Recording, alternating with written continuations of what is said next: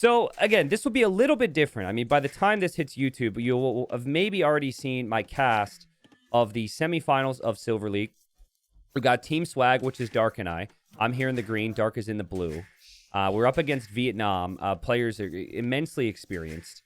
Hope, who's here in the red, who I actually might just put Hope here because a lot of people don't know that this is Hope. And then we got Say My Name, like what, 15, 16-year pro here playing as the Armenians. Now, the semifinal I covered before the results were public. So I casted it with like this element of not spoilers. When I played this series, there was a lot of coverage. So a lot of people who are here right now probably saw it. If you didn't, I'm just letting you know, this will be very much a review as much as a cast.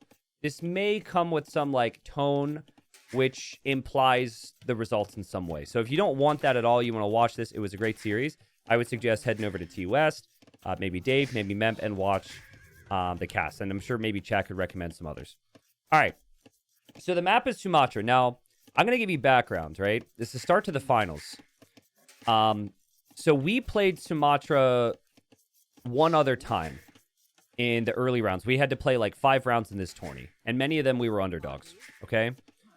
And the previous one was in the quarterfinals against Rapard and Wide. And if you don't know them, they're like 2 top 40, top 50 players. They're both good coordination. They're insane. And Dark's idea in that game was to transport Man-at-Arms to the water player with the reasoning of disrupting the water player so I instantly win water, which does kind of make sense. Obviously, the risk then is that he falls behind on land. And what happened in that game, he fell massively behind on land.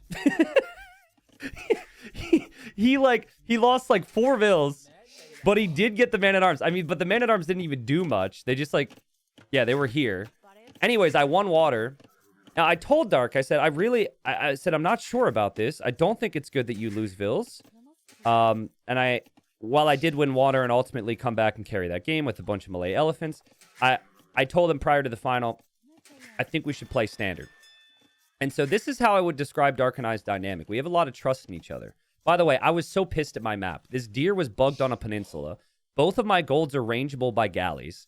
I asked the admins, and they said this is not bugged. So I said, that's a great start. But anyways, so Dark was very much for the strat. And he felt like he should do it. And he was like, just trust me. And so I did. I said, all right, let's send it, bro. We didn't really have a lot of back and forth. And so that's his plan. And we expected the Japanese from Hope. Dark felt like if he played into skirmishers and like cav archers that he could compete against the Japanese. And Dark plays with a lot of confidence too in his ability. So both players have docked here. Yes. This is where I paused. I realized all my res were forward and I spoke to the admins. And the admins told me to shove it. No, I'm kidding. They didn't say that. But I mean, look at the gold position here. And look at both my gold positions here. Galleys are going to come in on the front. Like, this could snowball so much harder. If I ever lose water, I'm so much more dead than Say My Name, right? So that's why I asked. But it's kind of, I know, I'm a host, and it's tough to get things right. So Dark, I mean, here comes the build. The barracks is on the shoreline. He's got the transport ship on the way. And then he said that where things went wrong for him the previous time was that he didn't have his scout to block villagers. So the enemy got quick walls down. So he's going to bring the scout this time, which means what he's not scouting is the fact that his opponent's going for Man-at-Arms. Now, we discussed this. Obviously, it's the Japanese, especially they're going to add the fish. Like, they're going to go Man-at-Arms. So I think this should be expected somewhat. And so he's going to play into... The barracks is already here. He's going to play for a defensive range eventually. I've got 3 docks. I'm going to be making galleys. I was up... I tested my build order. Got up really fast here. So I'm in a really nice position, actually. Before anything else, I already have, like, a small galley advantage. And Say My Name, pretty much doing the same things. Armenians get the extra bolt from the galley, so that's good. And then here comes Dark. Dark getting pressured by the scout. And he's making the range. And, well, I mean, he doesn't know what's coming, right? And now he's getting his range up, and he's going to have some problems here. This is Japanese, and he has to damage control. And that range needs to complete now, so he can't leave it. And so he backs away. Now, at the same time, he brings Man-at-Arms over here. And he kills the villager from Say My Name. And he loses 2. So, not a good start for Dark. But again, the idea was to kind of set up me having some success. And so Say My Name's got villagers that aren't working now. And he's like pulling vills over to this wood line. He's dropping a tower. Like, this is all really good damage. And so this is just setting me up. And I watched a lot of coverage of this. My whole run. It was very interesting to see what a lot of my chatters would say on other people's channels. Or even just other casters. And I think the thing that a lot of other people didn't really, like, seem to point out as much as I'd like is, like, when someone's top score at the end of the game, everyone's like to be like, oh, so-and-so carried the other guy. It's all setup play. Like my score's going to be high here. You know why? Because he set me up, man. He set me up. That's team games for you. It's all about what you can do for the team. And we have a lot of team sacrifice, let me just say that, as part of our strategy. So, again, Say My Name didn't take a lot of damage. He's still moving around. And I really should have moved forward, I think. But, guys, I was shaking. Like, I was literally, like, my hands were actually shaking.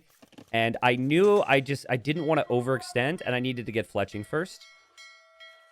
Now, I missed this, which is an issue.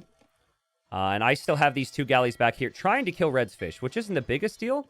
But obviously, him being Japanese made that very difficult for me. And Dark's going to communicate that the galleys are down here, and he's still got a lot of army to deal with here. And so, quick walls from him. He's going for skirms, which should be very good in the long run. Hope's a very good 1v1 player. Man-at-Arms and Scouts still here, still harassing from him as well. And this is where things start to look pretty good for me, and I'm just trying to snowball on water. We've got the galley advantage because of everything that happened. We're getting some really nice pickoffs. I'm ignoring the fish because I'll get those fish anyways if I kill the galleys. And I also been notified about the galleys down here. And so I am massing up some galleys. I don't want to lose my fish. I think I did lose 1 or 2. We get Red's fish, and we're starting to gain the lead that we wanted here on water. But Dark still kind of having a difficult time over here. The Man-at-Arms looped around, and he's just Vil fighting it away, which is dangerous against the Japanese. And he's got some weak villagers in here. Honestly, he's done a pretty reasonable job, considering. But I think he's lost like maybe 3 villagers now. Hope is playing really well. Hope picks off that villager. Hope picks off another villager. Dark is really, really far behind now. So it's an interesting game because, like, the populations are pretty similar. I'm going, most likely, going to win water. And then he is losing on land, right? And I covered a lot of games. My feeling was land is always a little bit more important, right? Because there's just more, you know, there's more you can do. Long term, you're going to need resources here, right? So I get a really nice catch here. And I've got Viking Eco too. So I've got Wheelbarrow. I'm starting to add farms. These galleys are still frustrating for me, but I'm starting to add fish because I know that I'm going to be ahead economically. And our plan was to sling Dark my extra res to stabilize him on land, basically. Hope's done an amazing job, though. Hope's got so much army, like, all the time. And also, Say My Name did a really good job. The thing if you're going to lose water, guys, is you don't want to lose water quickly. That's going to be a theme in all these games. It's okay to lose water, but you cannot just let the one player fully dominate the water. It looks like the Man-at-Arms for Dark going down. Dark still has his work cut out for him with skirms. And there's more Man-at-Arms coming from Hope as well. So Hope did an incredible job so far. Just always sending more pressure. He has the lead. He's going to keep the lead. And the additional Man-at-Arms makes a lot of sense there. I'm thinking about Castle Age. So I actually cut galley numbers a little bit. I'm on 8 fish. Opponent's only on 4, which are still back here. And I'm just trying to play structured, trying to get to Castle Age. Again, I was really, really nervous here. I was more nervous at the start of this series than I was any of the other sets. Like, I was actually, like, shaking a little bit. And it's weird, because I did more to try and relax myself, too. Like, I asked people some advice on how to relax, and I did those things. I think the fact that I was trying to focus on relaxing actually made me not be relaxed. Is that weird? I should have just showed up and played. I don't know if that makes any sense. I was thinking about it too much. Pressure continues from Hope. Dark's still holding on. He is behind economically, but could still be in a good position, and I'm on the way to Castle. So I'm way ahead. Like, it's not even freaking close on this side. I mean, it is actually close. The galley numbers are close, but we've got the fishing eco. We're Vikings. And again, the plan was, I know Dark's behind. Every time I look over here, I'm just seeing red. And that was not good. And I would ask Dark occasionally how he's doing, and he would basically say, I could be better. Like, he's just losing the 1v1 hard. Like, what can I say? He just is. Hope has been an absolute madman there.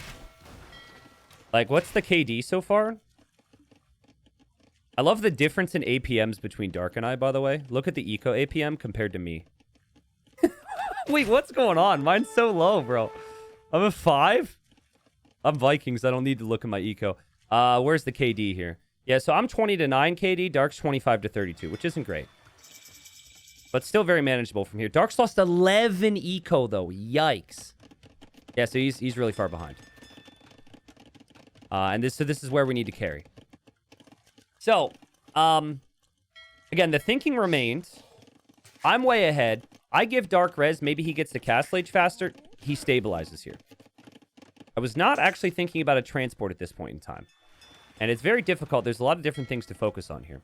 When you're trying to win water, you just take down docks. Like, don't run around trying to find the guy's ships in the back. That's too complicated, and it could possibly be a waste of time. So I'm just going to grind down these docks. And he does have some galleys back here. Again, something that's really important is you don't want to lose water quickly if you're going to lose water. So Say My Name's doing the right things there. Now, eventually, he's just going to be completely surrounded. But again, my mind's not really on transports. My mind was on Sling to Dark. I told him I needed to win water first. And then I'd get coinage, and then I'd send him my extra res. Dark, though, is at 100 food. He is going to get some scouts getting some clears up here. And Hope is already a minute away from Castle Age, so that Sling needs to come fast. And I think I've taken down 2 docks. So this is about to be the 3rd, and I was aware that there were galleys back here. So I'm just kind of collecting my new galleys over here. Now, I obviously know what happens, but I'm really keeping my eyes peeled for a Say My Name transport here, because we can. I think. I mean, I've had a great game, but I really think I just cannot let him get away, right? I already have ballistics, and I have war galley, which is huge. So I'm going for the stand ground patrol, so my units all stack on top of each other and catch these units on the way out. So we're getting some decent hits. Here, I knew there could be some stuff back here, but I didn't want to be surprised by anything on the front. I thought there could be eco that's rangeable. I'd already seen some vills, so I'm trying to spread out my ships a little bit.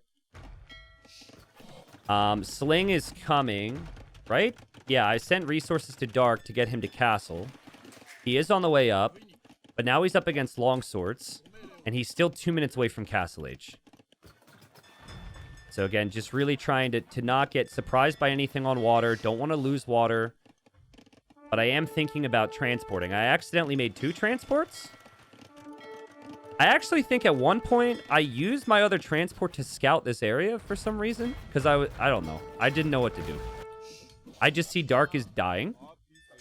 But I need to... I saw some games where the water player would boom. So I'm thinking, okay, well, maybe we transport out. 32 war galleys for me, though. Holy, we've got lots of ships. It's just the ships are not all pathing correctly at times for me, and they're all split up. I got a couple ships here. This isn't really that helpful, but it's not the end of the world. Red could always come back on water. Dark's still holding. And honestly, Deville count's even. I mean, Dark is not in a good spot, but it's manageable here. Now, we have a nice population lead because my eco's insane. Now, I loop around back here. I'm hoping to kind of sandwich these ships, but the timing's not great. because he's got the numbers advantage for the next minute or two. And so my other ships are going to come forward. So I don't think this is a really good fight for me. I'm also managing this, though, so we have the second TC on the outside. And I don't know how many res... Let me see. How many resources have I sent to Dark now? So Dark has received 1,100. So I was asking him if he needed army for me. I wasn't really sure what I would add.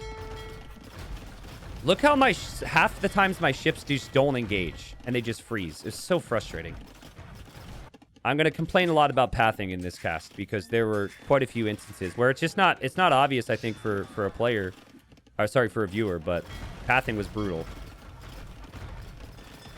It says I have more Navy still, but this is a pretty close fight. There's still these ships over here. I do have some ships behind. Maybe they need to be coming forward faster.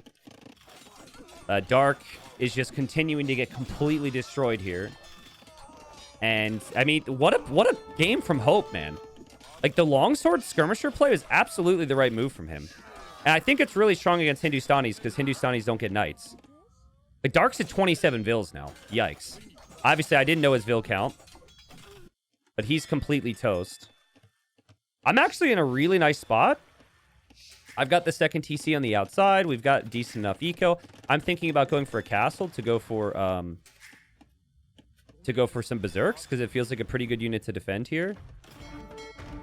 But Say My Name just kind of hung around, you know? Did Dark tell you that you went down to 25 vills? No. No. You don't really... I'm really focused up. Like, telling your teammate you're down to 25 vills doesn't help anything. If it just makes you feel like you should resign, which is not what you want. And the score is very close. And for all I knew, I had a nice lead over Say My Name, which is the case. So that's going to be common. You're going to see players struggle in team games, but that's usually because someone else has the lead, right? Interesting. See, at the time, I didn't know I had more HP here because his units were stacked. Maybe it wasn't so close. But yeah, fleeing those fights is kind of tricky, right? Because your units are getting hit. Yeah, he's just still playing Skirm. At this point, we've got Hope going to 3 TCs. I mean, Hope's got a 40 vill lead over him. And not really looking good unless I can have something on land. Say My Name's kind of matching me on water a little bit. But I was still thinking that he would be stuck here. And this would be the only eco that he has. And he is going to make a transport ship now. So I'm actually more pleased with my performance now. Because I was... When I finished this game... Spoilers, but Say My Name's going to get a TC here. I thought that he snuck that when I had the Navy earlier. And so I've been kind of kicking myself that I needed to stop the transport. Because I thought that's what saved him. But it seems like the transport now... There's nothing I can really do about this now. I'm transitioning to eco. Dark is... I mean, he's doing his thing. Just skirmishers galore here. I wish we could have team res collected combined. I actually think that's still very close. Like, we've got an incredible eco. And I'm about to go for a castle. And there goes the transport for Say My Name. So he's going to drop the town center. Yeah, so it's just like this patrol war, but my ships just literally just get stuck all the time, which I couldn't really understand.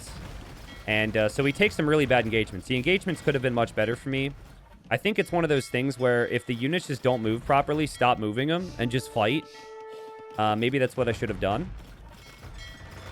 But my units were not stacking as frequently as I wanted. There we go. And so we're both just... We'll occasionally get a galley here and move back and forth. I actually sacrificed a couple fishing ships because I'm just like, I don't care. But Say My Name definitely knew what was up with the galley engagements. His units were just grouping way better than mine. So it might be a formation. And now I'm actually losing water. Also, I wanted to see, did he get careening? He got careening. Okay, so that was an upgrade that I skipped, which could also make a difference. So the Armenian gets that extra little arrow. And then also there's careening. But I'm shifting the land anyways. I'm thinking Dark's at like 50 pop or 60 pop, not at 40 pop. And yeah, this is looking pretty bleak for us. Dark did say around this point, he's like, hey, I think we can call it. And I was like, no, not yet. Let's wait until I get a couple berserks out. Obviously, we don't know what all this looks like. But it's the first game, and when the nerves are high, you just kind of want to let... You want to work those nerves out of your system in the game instead of after the game. So that was it for me. Like, people... I talk about this when I'm casting, but people who don't play tournaments don't understand that aspect. They're just like, why not resign? The game's clearly over. It's like, dude, there's a lot of things they're fighting through. It's better to spend an extra minute or two in this game fighting than it is to like, feel that like, whatever emotions you're going to feel when you're supposed to be thinking about the next game. So the Dark is dead. I'm not fully aware of that, but I'm trying to make some berserks. Painfully expensive at this point. I'm like looking at my eco. I've got 100 vils. And I'm like, man, I can't produce anything, man. I'm trying to get berserks out. He's losing his TC now. And yeah, this game is obviously pretty over. And I mean, later on, I told Dark, I'm like, bro, I think he's so good on land. I think the man-at-arm play is bad. It sets me up, but I would prefer this be like 50-50 on water and Dark be 50-50 on land. I trust us a lot more then. Dark, I would say, is the best 1v1 player of the players in the finals. I'm probably the worst. So it's like Dark number 1, me number 4, and then Hope number 2, and Say My Name number 3, maybe. So it depends on experience. So it didn't work out. We had a lot of plans. Here I come back on water a little bit. And we see Hope's an imp. I'm nowhere close. We kind of got all that crap out of our system, and now we call it GG. So, you know, on paper, you know, sure, good game for me, but it just wasn't, there was no good team flow here. The man-at-arms did disrupt Say My Name. Honestly, respect to Say My Name, because, again, he fell behind, but he was not out. If he was out, too, we have ourselves a very interesting little 1v1. But, dude, he hung in here. He was behind on water. He just kept making more boats. He got the TCs on the outside. Say My Name is an amazing player. I've been casting him for years. And, yeah, I think he was low-key, maybe kind of the MVP that game. It was, like, tougher for Say My Name than it was for Hope, if you think about it. Because Dark was behind right away in early feudal because he tried to double Say My Name. So, first game goes to Vietnam. And I need to go here to give them the win. And we knew we had to turn it around. It was the first time we lost a first game of the series. We had lost some games before. But we always started off with a victory. So we were a little frustrated, a little unhappy with our performance to start the series. So, but yeah, open it up to some questions if you have them. Because I think it's nice to do before we move to the next game. Stashfo says, could you explain the idea behind using Hindustanis here? The idea was it was a very late civilization pick, and we were against high civilization picks. So the thinking was, if we win this, it's incredible because we have used later picks. So with the whole galley situation here, they picked Armenians pretty early compared to us picking Vikings. We knew Vikings would always be available because that was the only map it was relevant on. So we were really happy that Vikings was late. We were really happy with Hindustanis being late. And Hindustanis can beat a lot of, like, they're a really good 1v1 civ. We knew they were going to play Japanese, and we're like, Hindustanis have cheap vills. They have probably the better tech tree than Japanese in some ways, and it's Dark. So, like, yeah, Dark's going to beat... I thought Dark was going to beast there. Hindsight being 2020, I just don't think going man-at-arms and putting Dark at a disadvantage was worth it. I think he just should have played 50-50. Now, I maybe lose water then. Then there's bigger questions on Vikings, sure. But, you know, these are the things you just think about afterwards. But for the time being, we pretty much just had to move on and focus on the next couple games.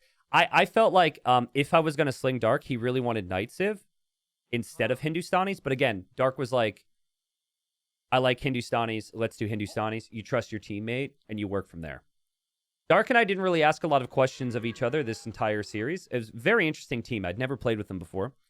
we had a very good dynamic where it was like, if our teammate wants some one thing, if our teammate's like, actually, I think I'm comfortable with this, we're like, okay, let's do it. And we got to the finals. We beasted when we were underdogs 3 sets in a row.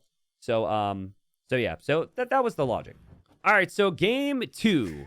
And this was our home map. Now, we were going to go for Arena as our home map. But there was 2 things. One, we were scared of the strategy that killed Vietnam in the previous round, which will be a YouTube video. I thought they would lose to that strat, and then they would say, we're just going to pick it. And then 2, even though we won Arena, there were some crazy, ridiculous games. And I did not want... We were like, if we're the better team, we don't want the craziness that can happen on Arena. Let's go BF instead. So we're going to have some Vil action on this side. We got Hope coming forward as the Turks, up against Dark playing as the Malay. And then on this side, I immediately saw the wall. And that's like very far from me to get to this choke point. So I said, let's hope he gets Loom. And then I will have a Nico lead with an extra Vil. And I'll just bring in my boars early with Mongols, and we'll just adapt. So that's exactly what Say My Name did. He brought forward a lot of Vils. And he's... I couldn't believe this crap. We lose the first game. My nerves are high. I'm kind of a scatterbrained BF player anyways. And my boars are leaving. And I was thinking there was no possible way he'd ever get those boars. Like, I thought this Vil's dead and that we're going to have an instant lead. I'm pretty sure I said to Dark, like, oh, he's screwed. Because I'm like, whatever, take my deer. I took 2 boars. I got all my sheep. I'm going to kill your Vil. My boars are going to come back. And so now it's going here, and I'm like, wait a second, my meat. Where's my meat? And I realize I can't kill the Vils, so I'm like, okay, maybe he's distracted. And now, yeah, he's going to get the boars. So I'm like, okay. I saw someone say, T90 helped him lower the boars. That's a, where's that boar going? That boar wanted to follow me. That's weird. Anyway, that's like a really bad take. If anyone says that bad take, obviously there's a lot going on. What the hell's happening over here? Dark doesn't... We didn't really communicate all this. We're just saying, are you fine? What's happening? Like, we don't talk specifics. And you certainly don't look. Dark is now stealing 3 boars. I feel like this Vil's gonna die, though. Well, the boars are walled, at least. So that's fine. He can get them later. Alright, so again, I wanted to resist getting Loom. There's the 2 Vils from Say My Name. Now, Dark's bringing the Vil for a pond. And he's going to eventually take this pond. Now, again, you could look at this. I obviously watched what people said. And people were like, T90 taking the pond is bad. Well, I need Samiko now over my opponent. Dark does not. Whoa, what the... Wait! What? Bro! You're Okay, again, Dark didn't say a damn word. This is the first time I'm seeing this. So 2 of the boars went back. I guess that wasn't walled? Okay, he's going to get one of them. And it's just complete chaos. Guys, Tato, I spoke to Tato. Tato said, you need to play some Black Forest games because you're missing some critical details. I said, Tato, it's not for me. I just like to play crazy. So here I want my wall down now. And now this, I didn't want to delete my wall and have to re-wall it because then he would Vil rush me. So I'm like, okay, we got to sneak. And if you watched my previous rounds on Black Forest, my main thinking is, and it's like, seriously, this is presently in my mind, and this is going to be the theme for me in a lot of ways. If I can disrupt the other 2 players, Dark will carry, right? That was my thinking. Obviously, in the first game, that was a little bit different because of the map. And I'm an Arabian nerd, right? Like, I don't really want to go fast castle a lot of the time. I now have a sneak Vil, so I'm thinking, let's go for archers. Because then I can get archers down here to Hope and disrupt Hope. That was the logic. Man, how many boars did Dark have this game? He's got like 3 more boar, another boar back there. Okay. So, guys, Say My Name still has 2 Vils in my base. And I've still got a Vil in his base. And, of course, I have to manage my own economy and my build and whatnot. I did not have any clue this was happening. Because I'm walling in this Vil. And I missed those Vils. If I was looking at my barracks right then, I would have actually been able to spot those Vils and go after them. And then also the house as well. He walks right past the house. I had no clue he's there. But that's because, like, Say My Name kept trying to wall me in, and I would just leave, and I was, like, giggling. It was so fun. I love being annoying. Annoying's the best. But I was torn, because, like, there's a very good chance if I drop an archer range with one Vil, he just towers it and walls it in, and it does nothing. So I'm not actually planning. My thinking was, I'm going to be in Feudal Age faster. I'm going to Man-at-Arm. I'm going to Archer. I'm going to break through this wall. The problem was I wasn't on gold in time because it was so crazy. So I didn't have the Man-at-Arms. That delays me, and I don't have the wood for the range either. And here goes this chick. Meanwhile, Dark is the forward lumber camp. And Dark is already double docked. So pay attention to the fishing ship count. That's going to be key. I wall on a villager again. I really want him to do something with this Vil, but I have no clue that he's got Vils here. So this attack, I was feeling great up until I see the stone walls. Now I'm like, crap, this is really bad. This makes me think, I wish I would have towered it. If I had a tower there with the militia even, that wall doesn't really work out. But now that the whole timing on that attack might fail. She's still running around. And now there's an archer range here. I have no clue this is there. My gold's on the front. My berries are on the front. And I'm still very much focused here. Now, this is when I start to really worry. And I ask Dark. Again, I have no clue he's going for a tower rush. I ask Dark, I say, is this open? Can you check this? And Dark was like, oh. So we're looking to see if this is open here. And like Hope, I mean, we picked Black Forest because these two don't, especially Hope. He's not really that experienced on it. This was not walled. So Say My Name is walling this. He thinks he's fine here. But, now we're making the move down here. And this is obviously huge. Also, hold on, my stream just dropped? Chat, can you say hi? I think my chat just lagged on the other screen. It made me think my internet went out. We're here, right? We're good? Okay, cool. Cool. Thank you. Hi, guys. Hi. Welcome. So, yeah, I'm like, this is open. This is sick. So, I still leaving the attack here because I'm thinking it's a Feudal Age wall and maybe I'll be through. But my archers are going to make a beeline this way. Now, guys, the whole thing behind Dark picking melee, you always get one pond per team. The plan was to give him the fish boom. So I took the shorefish for my eco, but I'm just letting him add those fish traps. I don't know what happened to my villager, by the way. Oh, wait, she's right here. Okay, she's right here. Okay, so there she goes. Anyways, my archers are through, and Dark's bringing Vils, and he does not want to allow the same fish boom for Hope. Like, that is a way to get a crazy economy on Black Forest these days. And so this was very good sight. The second I saw this, I just knew, okay, as long as I don't die to Say My Name, we're good. And I had no freaking clue this was here. He's got a whole freaking base here. It's like a campaign setup right inside my eco. I had no clue. So I thought we won the game. I quick wall this villager. I'm feeling like Prime Viper, feeling like the king. We've got a wall coming up here. I've got archers in to kill Vils. I might actually break through this wall. Who knows? And everything's good. And we're ahead in eco. And it's also, I'm against Teutons. The Mongols are really good against Teutons. And now I see these two Vils here. I really should have paid attention to where they went. I should have never left them. And Say My Name kind of screws up, honestly. He should have come directly to my gold. But he is getting attacked by me. So there's reasons why these things look so ridiculous. I point this out to Dark. I go for some panic quick walls. Shout out to Monos for giving me practice on this in the semifinal. And we just kind of shift all our Vils behind.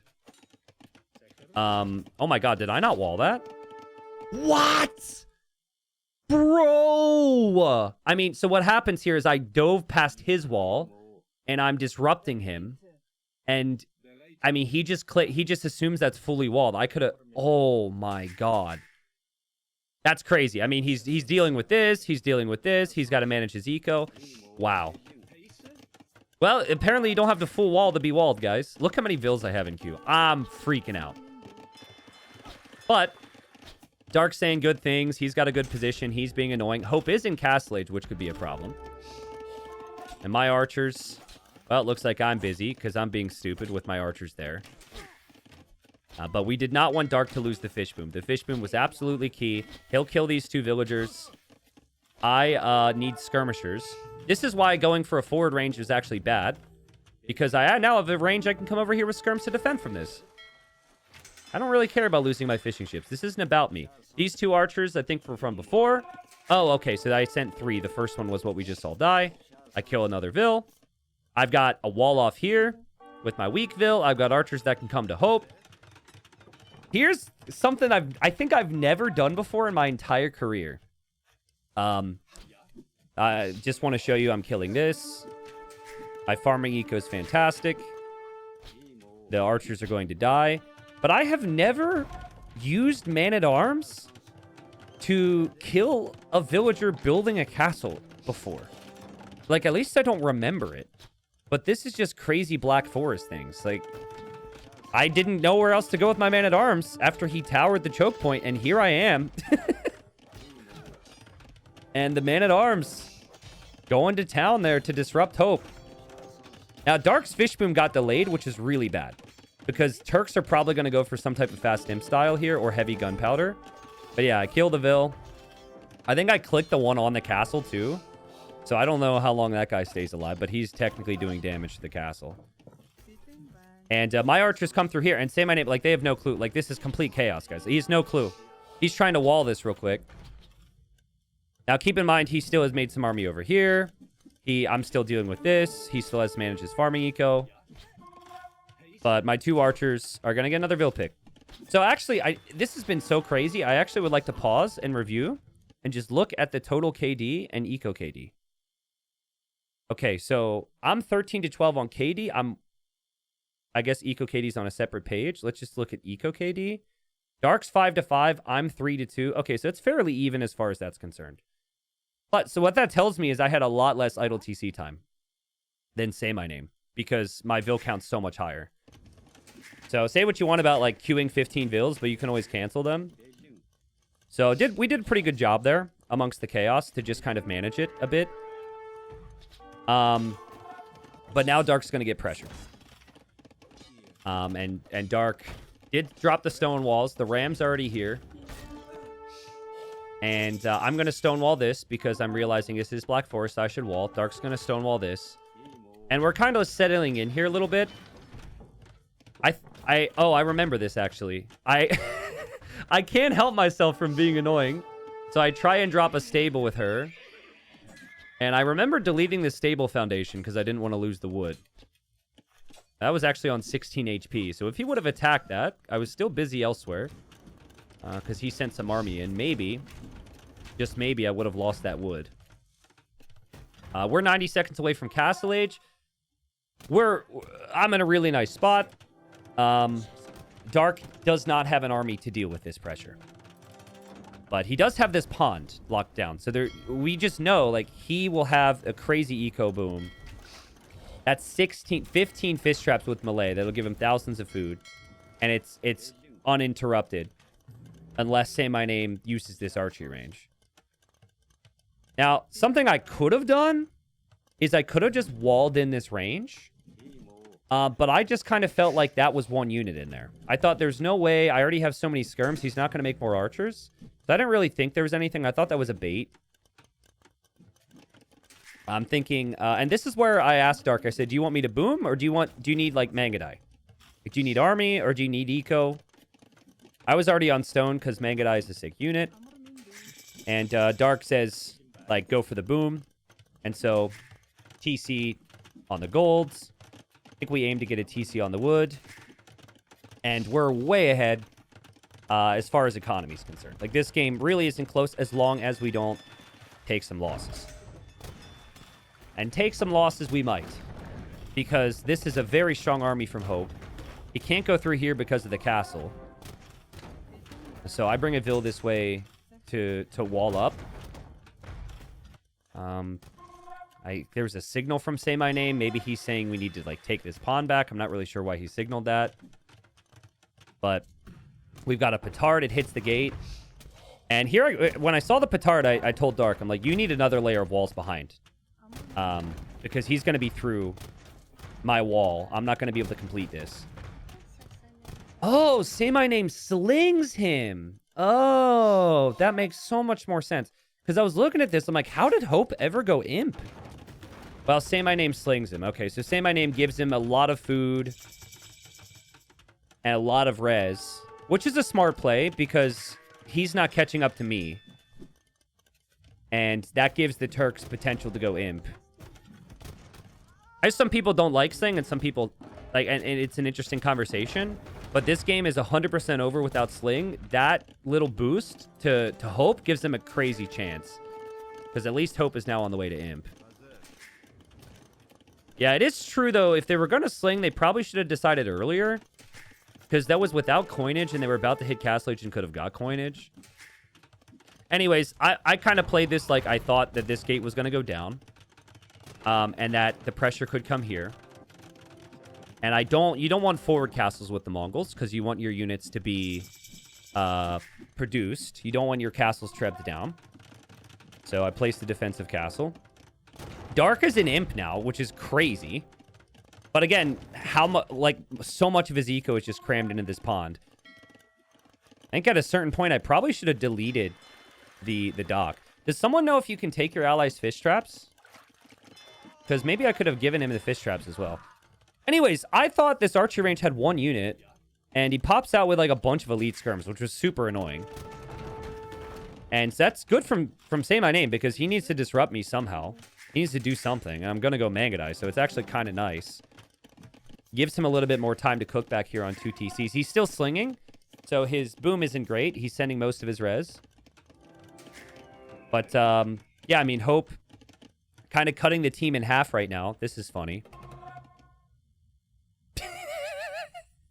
The things that look so silly when you just zoom in on them in this game. Move!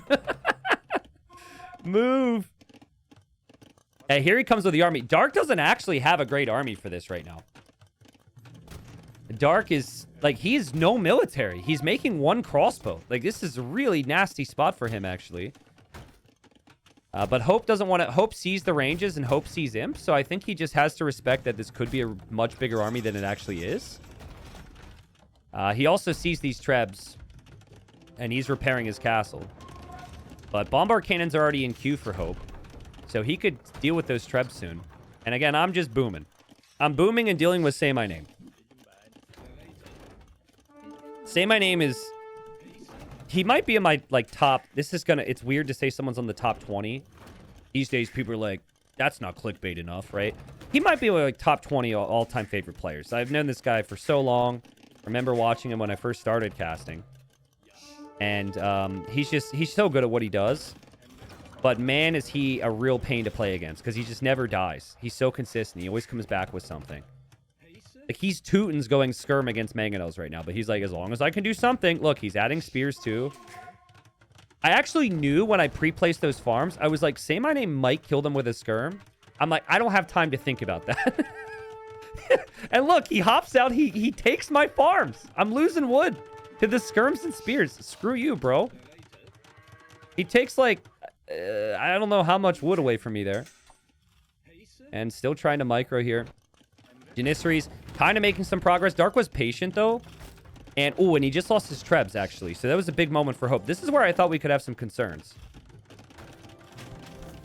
Because, you know, he wasn't pushing anymore. And Turks are rather dangerous. But now, Bracer is in. And Chemistry is in.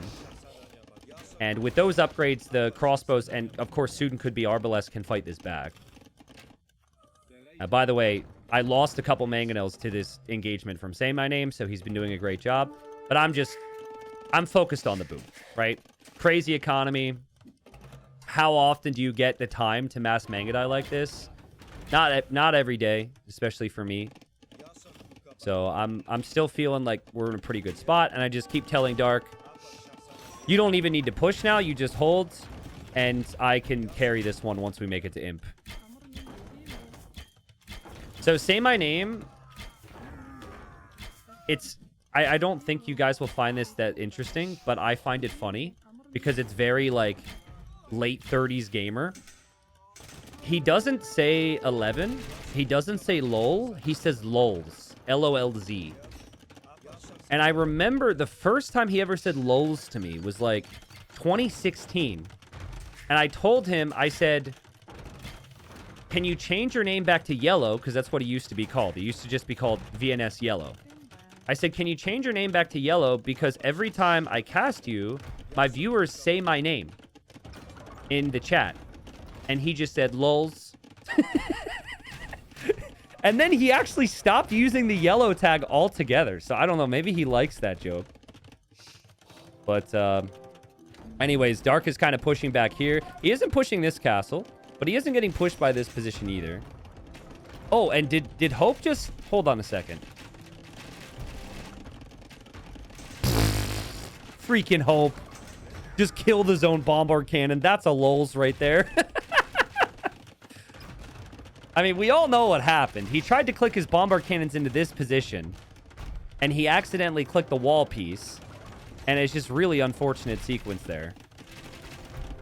Dark's got a great economy. It's way better than the other team. I've got a great economy. It's way better than the other team. Freaking Say My Name has been lulsed out of my base. I'm even thinking Siege Onager at this point. I'm like, Dark, what can I go Onager cut? Like, what do I do? Dark's like, yeah, whatever. And this was an important rebound for us because the first game, like I said, my nerves were extremely high. I actually got less nervous the longer the series went on, even though the stakes went up. But yeah, you know, going down 2 games would be extremely rough. So we needed to respond, obviously. I think the key was really the pond. And also some of the early shenanigans with the archers. I didn't actually... I think if you compare the damage that I did with the archers versus Say My Name, I think I did more. Because I was able to disrupt kind of 2 players and like cut their team in half almost. And they were never able to do that. Dark didn't take any damage from that, which was the key. How nervous were you from 1 to 10? I mean, the first game, when I finished the first game, I was physically shaking. Like, I lifted up my glass of water, and my hands were actually, like, physically shaking, as if I was shivering from the cold.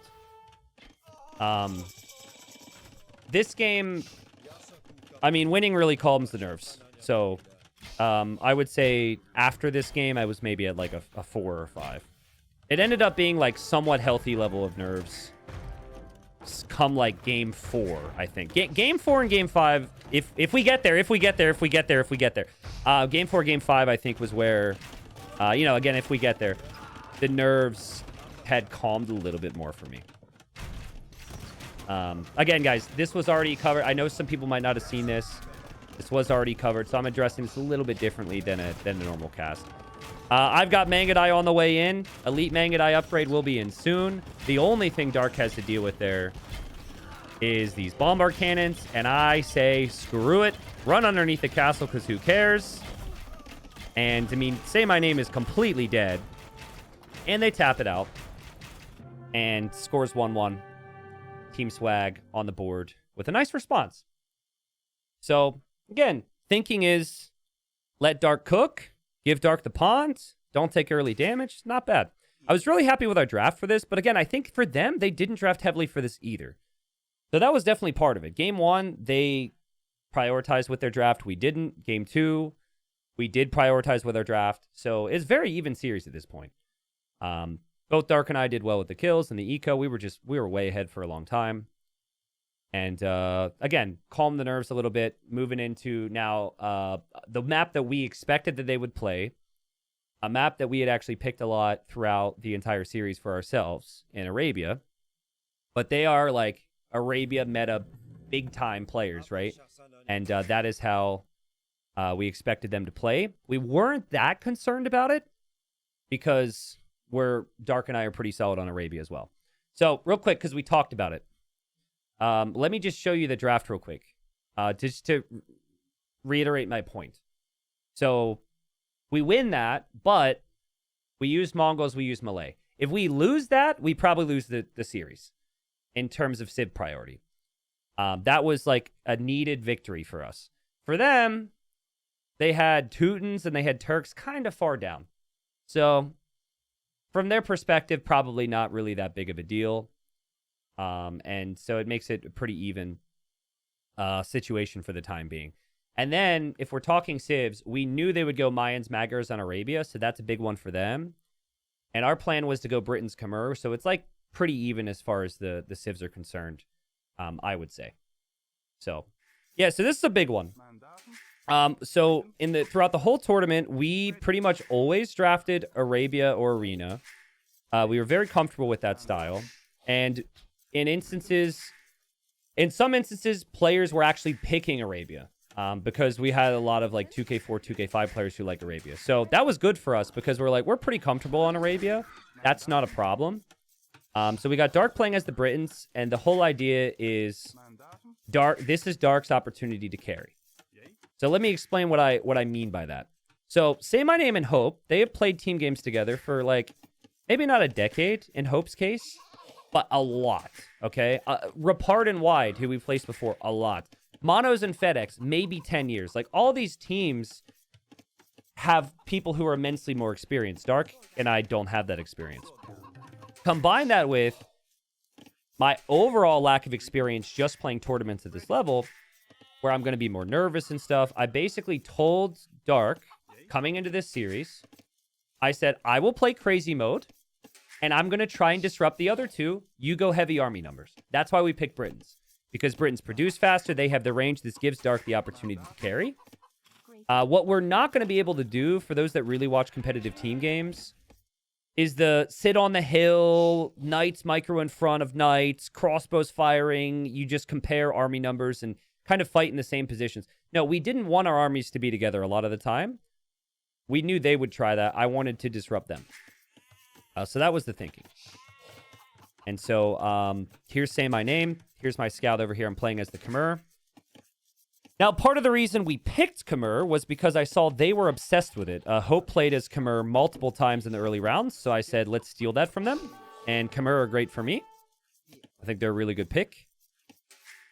So that was kind of a double whammy, I guess. I had a really awkward Dark Age here. I think I didn't get up to the chickens fast enough. I thought I was going to be able to click up a little bit faster, but I wasn't really that concerned. Scout came over this way. I actually missed this gold. That's obviously going to be huge for Say My Name because he's going to be going for archers. Had no clue about that. And Dark said, hey, bring your scout over. Let's try and harass Hope a little bit. So my scout's on the way. We're looking for a wood line. We're looking for something. Most of it's all over here.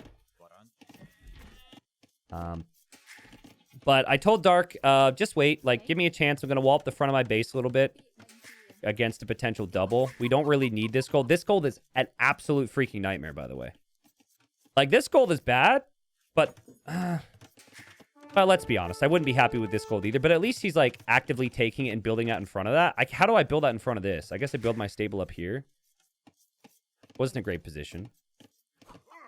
And scouts lurking around. We saw he had loom, so we couldn't really do much damage. And we're going to obviously head into feudal age here. Dark's going to go for archers.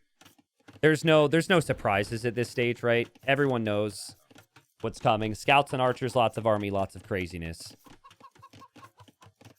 Very curious. I didn't actually fully rewatch this one. I think, though, I have a very good idea of the situation that we ended up in. Dark's build, he was up very quick. So this is a nice moment. He's able to get some hits over the Magyars. Weakening that scout was nice. And my scout's nearby. My feudal age time is later, of course. But my eco is going to be sick, because I can skip the barracks. So we knew, like, Magyars are going to go for the heavy aggression, low economic approach anyways. So we felt pretty happy with that start, at least. Because now they can't double with their scouts that easily. Yeah, I see people talking about the gold. Don't worry. I'm... We'll get there. So scout comes up. I did also see his stable was later than I expected here. I was like, oh, his stable isn't up yet. That's sick, because mine's already up. And I figured he wouldn't squeeze in horse collar. So I just told Dark, hey, man, as long as, like, we don't take any early losses here, we're golden, man. Say My Name's range is up. He's going to be going for archers. He's going for the big walls, which I really wanted to disrupt. And I was not thinking of, like, supporting Dark actively with my armies a lot of the time in early feudal. I really just wanted to do anything I could to give him the lead over Say My Name. Chat, what do you think's more important, the scout or knight player or the archer player in 2v2 Arabia? I ask this because we had a pretty solid theory on this. It might be pretty obvious based on how I've been talking about a lot of this. But I think archer, yes. Yeah, so... Like, at a certain point, once you get to a certain number of crossbows, the crossbow player can just dominate. So, I think maybe I could have been a little bit more aggressive here. Walls are coming up.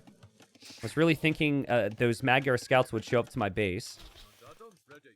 Now, if there's one thing Dark kind of struggles with compared to me, is he doesn't communicate... Like, here I would want to immediately hear out of his mouth... His scouts are here. And maybe he did. But I feel like because we haven't played together a lot, I'm not always really certain. I think he probably did because my scouts are moving out now. And I'm hoping to deny some walls from Say My Name. His archers are hidden in the berries right now. This is common. You always want to go like one spear, couple archers against the scout player. Realistically, though, one spearman is a little late. I think if my scouts were at home, I'd just turn around and kill this. And, ooh, I double-checked to see if there's a hole here, and there was. And I obviously lose a villager there, but I do get my scouts in. And my scouts see the golds on the front. My scouts are looking for the wood line. And I'm trying to keep Say My Name at home now once I see these archers. But I'm unlikely to escape with those scouts, which isn't great. And he's still, like, kind of breaking through here. This is a really awkward moment for me. It's very unfortunate I didn't get the walls down here a little bit faster. So I've got to manage this. That's a villager pick I want because it's Mayans, and I'm mad at how my current situation's going. And then here we save the vills. That's actually sick. So we save that vill. We kill a vill. All his army's at home. So I'm like telling Dark, dude, like your guy, like the scout player is not going to be able to deal with you right now. Again, I think it's critical in these instances for Dark to be like, I don't see the scouts here. The scouts are not at me. And that communication always needs to happen because I'm not expecting this here. But that doesn't mean the scouts are coming to me, but that could be the case. And so now the scouts loop in kind of out of nowhere there. He went the whole way around the wood line. And so this is a really awkward situation for me. We're against Magyar scouts. I don't have a barracks to make spearmen. So we take some vill losses we wouldn't have wanted to. I'm still being annoying. I'm still keeping the archers at home, still moving around with these scouts, but I obviously need to defend myself here. But that means that Hope's having some issues too. Hope's lost some villagers. And if you're keeping track, Dark is in a really nice spot. He's got good archer numbers. He hasn't taken a lot of damage this game. That's kind of how we want things to go. I feel the need to get forging because I'm against Magyars and they have that themselves. And I fight right before forging, which of course I knew was like seconds away. And these scouts, I click to the wood line. I'm busy defending myself. The spearman there will defend that. And Hope runs into the TC because he was getting attacked here. So again, lots of examples of like lots of different things happening. I would have cleared this anyways, but that made this fight way better for me. So I'm like, okay, not bad. But I think, like, I really wish I remembered the comms. I think Dark was streaming so you could rewatch. But, I mean, that army's on the way from Say My Name. I'm not in his base anymore. That's a big ball of archers. So he should know those archers are on the way. I see this. And we've got the scouts going to collapse on it, which is good. But my army is not with Darks at the moment. There's a lot of scouts from Hope. He's done a great job producing scouts. Really sick, actually. And Bloodlines is on the way for him, too. So they really want to collapse on this army from Dark. And I am not here. I'm not anywhere close. Just, I mean, it's what happens when you don't play a tournament together before. Even though you make it to the finals, this is like our third Arabia game. And our game plan was for me to disrupt and raid, and Dark to kind of play on his own. So Dark said, this is really bad. And then when the fight finished, he said, actually, that was acceptable. I don't know if he used the fight acceptable, but that's actually not a bad fight at all. That could have been way worse. And so that made me feel a little bit better about being out of position. I had a real problem this tournament where if I felt I made a mistake, I would say shit. And sorry, children listening, but I don't think I should do that. I should internalize that emotion. I don't think I should let my teammate know that I'm upset with myself. Or like something bad is happening. But maybe I should. Anyways, Hope isn't walled now, so we get a pick off there. And I realize he's about to be fully walled, and he probably doesn't have any army yet. So I'm going to run through. I knew I was going to lose some scouts to the TC fire if he did that correctly. But it felt worth it to harass a little bit. Say my name's on the way to Castle Age. He's in a pretty structured position if you think about it. Fully walled. He's Mayan. Super cheap archer. Super good eco. Didn't lose a lot of eco either. I think he only lost 1 bill. And Dark's archers are now moving forward to Say My Name's base. And guys, he sold his stone. So he cannot tower, which is obviously a concern with that gold position. I'm still like running around with the scouts, right? So trying to do some damage. But yeah, it's a base trade of sorts now because Say My Name can't defend himself. He now has to try and buy 200 stone real quick. I'm coming over with a couple additional scouts to help. And then Dark is just not expecting these archers to come from this angle. And I don't really blame him. I think he's expecting the army to come back to deal with this. And the archers are going to come through from Say My Name. And Dark is not prepared for it. He loses 2. He loses 3. He loses 4. He loses 5. It's going to be 6, 7, 8. Just brutal. I think we're like ahead up until that moment. And now Say My Name's in a really nice position. Now, I thought the archers could come because I dropped the tower. I think I got to go like I tried to go stonewall in the front, but I guess I have to stonewall here. I really don't know. This has to all be house walled, I guess, with a stone gate. My base just really feels uncomfortable. Compared to this, like, I would love this. Like, this is amazing. You got, like, very easy walls. No hills except for on the front, which, of course, isn't good. So I was focusing on getting the numbers out for Dark. Base layout was a real problem for me here. But Dark, about to be in Castle Age. Now, he did say I've got to be aggressive here. Because I just took eco losses, which is accurate. And he's got 3 ranges with Britons. He's got 30 crossbows. So, archers show up here for Say My Name. He sees the tower. Again, I think probably... Yeah, okay. So we dropped some houses. There's actually a hole between these houses, and I double-checked that, which doesn't happen all the time. So I double-checked that, which is good thinking in a critical moment. I'm Khmer, so I can hop inside of the houses. And Dark's going to come clear this army. And this is huge. Like, this is absolutely massive. Come attack me all you want, guys. I don't give a crap. I'm just here to set up my teammate. I'm just here so I don't get fined. And, I mean, this is exactly what we want. We want the crossbow lead. And I lose, what, 1 villager? And Say My Name's going to lose his crossbow count now. That was a very nice clear up for us. But now you do have Hope running forward. Hope looking to get some damage against Dark. But Hope is kind of behind. Hope doesn't have the final armor yet. Or, sorry, the first armor yet. So, yeah, Dark is in a great position to kind of 1v2 this. My mindset, I'm not booming. Booming does nothing. Booming's going to die to crossbows anyways. My mindset is just 3 stable knights all the time. Dude, where I build my stables is weird. I could go back and explain why I did this, but, like, the positioning of my base was such a freaking pain. I got stables in 3 different positions. I'm trying to send units different directions. It just... Really, I need the stables behind the wall and a gate the direction I want to run, and then it's not an issue. Anyways. Yeah. So... I mean, I'm going to take losses here anyways. So this looks worse than it is. But my knight opens the gate, and he just runs right into my gold. It's like that. It's like I told him ahead of time and said, hey, by the way, I'm going to open this gate. He just knew it was going to happen, runs right in.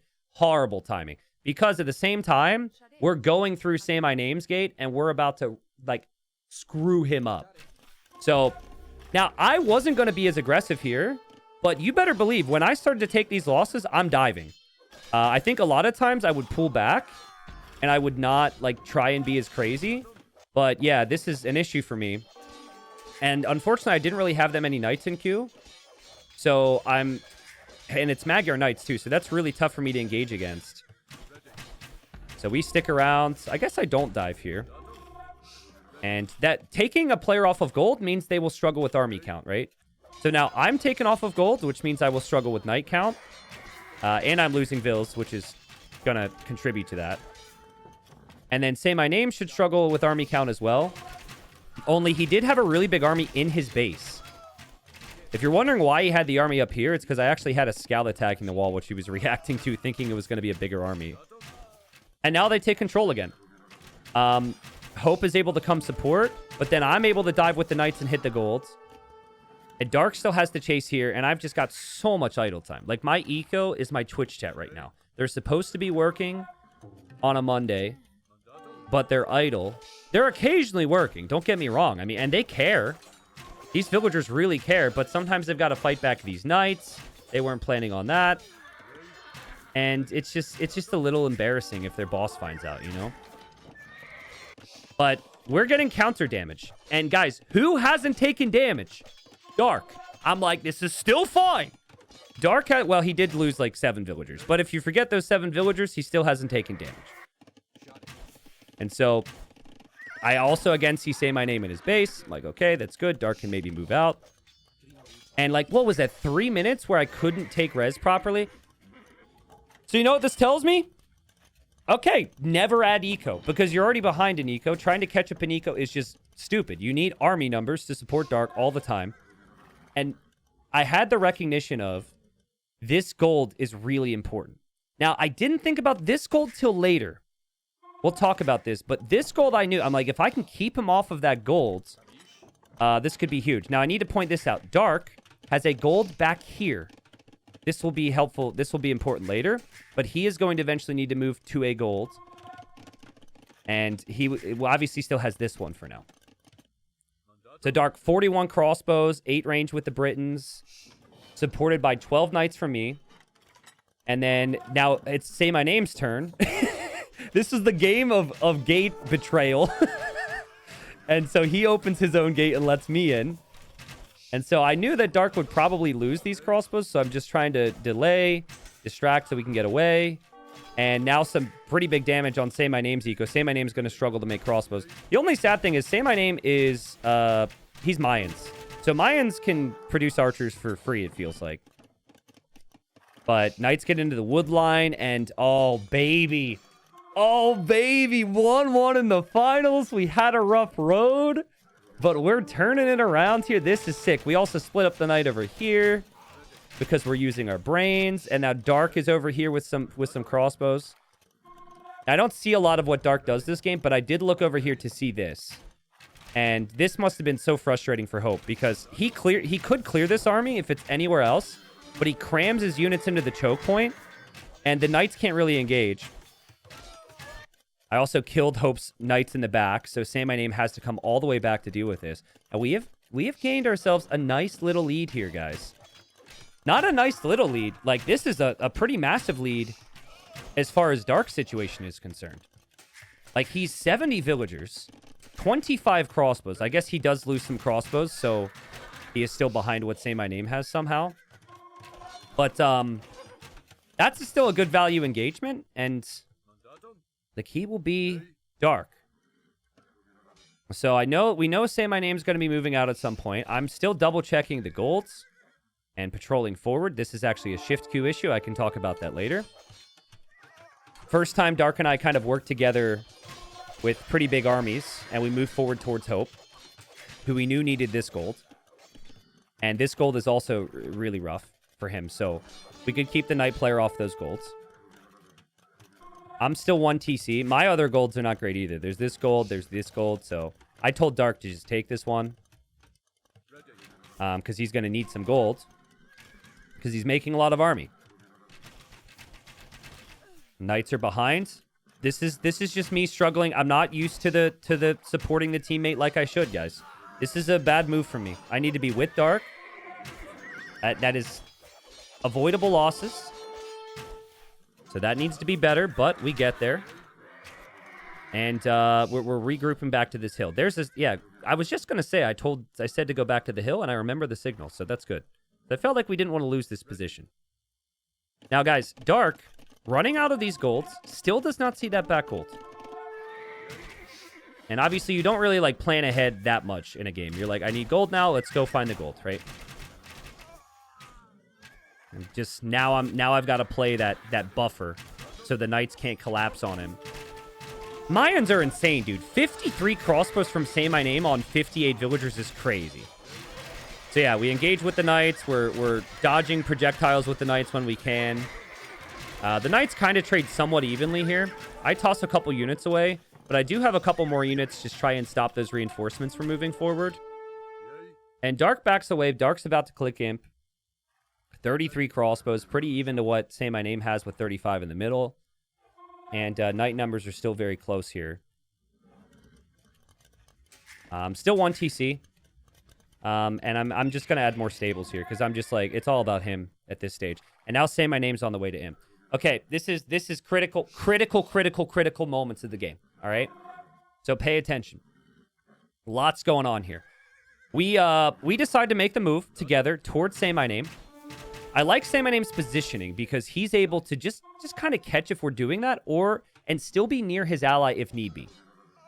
I hope moved forward and picked off a couple crossbows there. Now, Dark, he is starting to realize he needs some gold, and so he's building outposts looking for his gold. The gold is still back there, but he's on mine, so it's fine for now. And he is going to drop a castle on this hill. Very critical area of the map, of course. We're talking big army numbers right now. And very even army numbers. 60 for both. They have the slight lead. But Dark's got that additional range, so I think having 10% less army is completely fine. And we're in a position now to disrupt Hope's production. We know their armies are there. We don't want to be cut off. And so I back off here because we don't want these crossbows to come to the other side and have them force an engagement. Tough for me to get armies in here right now, so I'm sending armies because I'm thinking he's on this gold. He needs gold. He's been on this gold. Something I did not think about until it was a little bit later than I would have liked. Those crossbows getting so many kills because it's Britons. Lovely engagement there for Dark. Dark tells me he's on the way to Imp. So we're just hoping to keep his army alive. Yeah, this is when I realize I've got to hit that gold. Someone says no horse collar. Horse collar does not matter.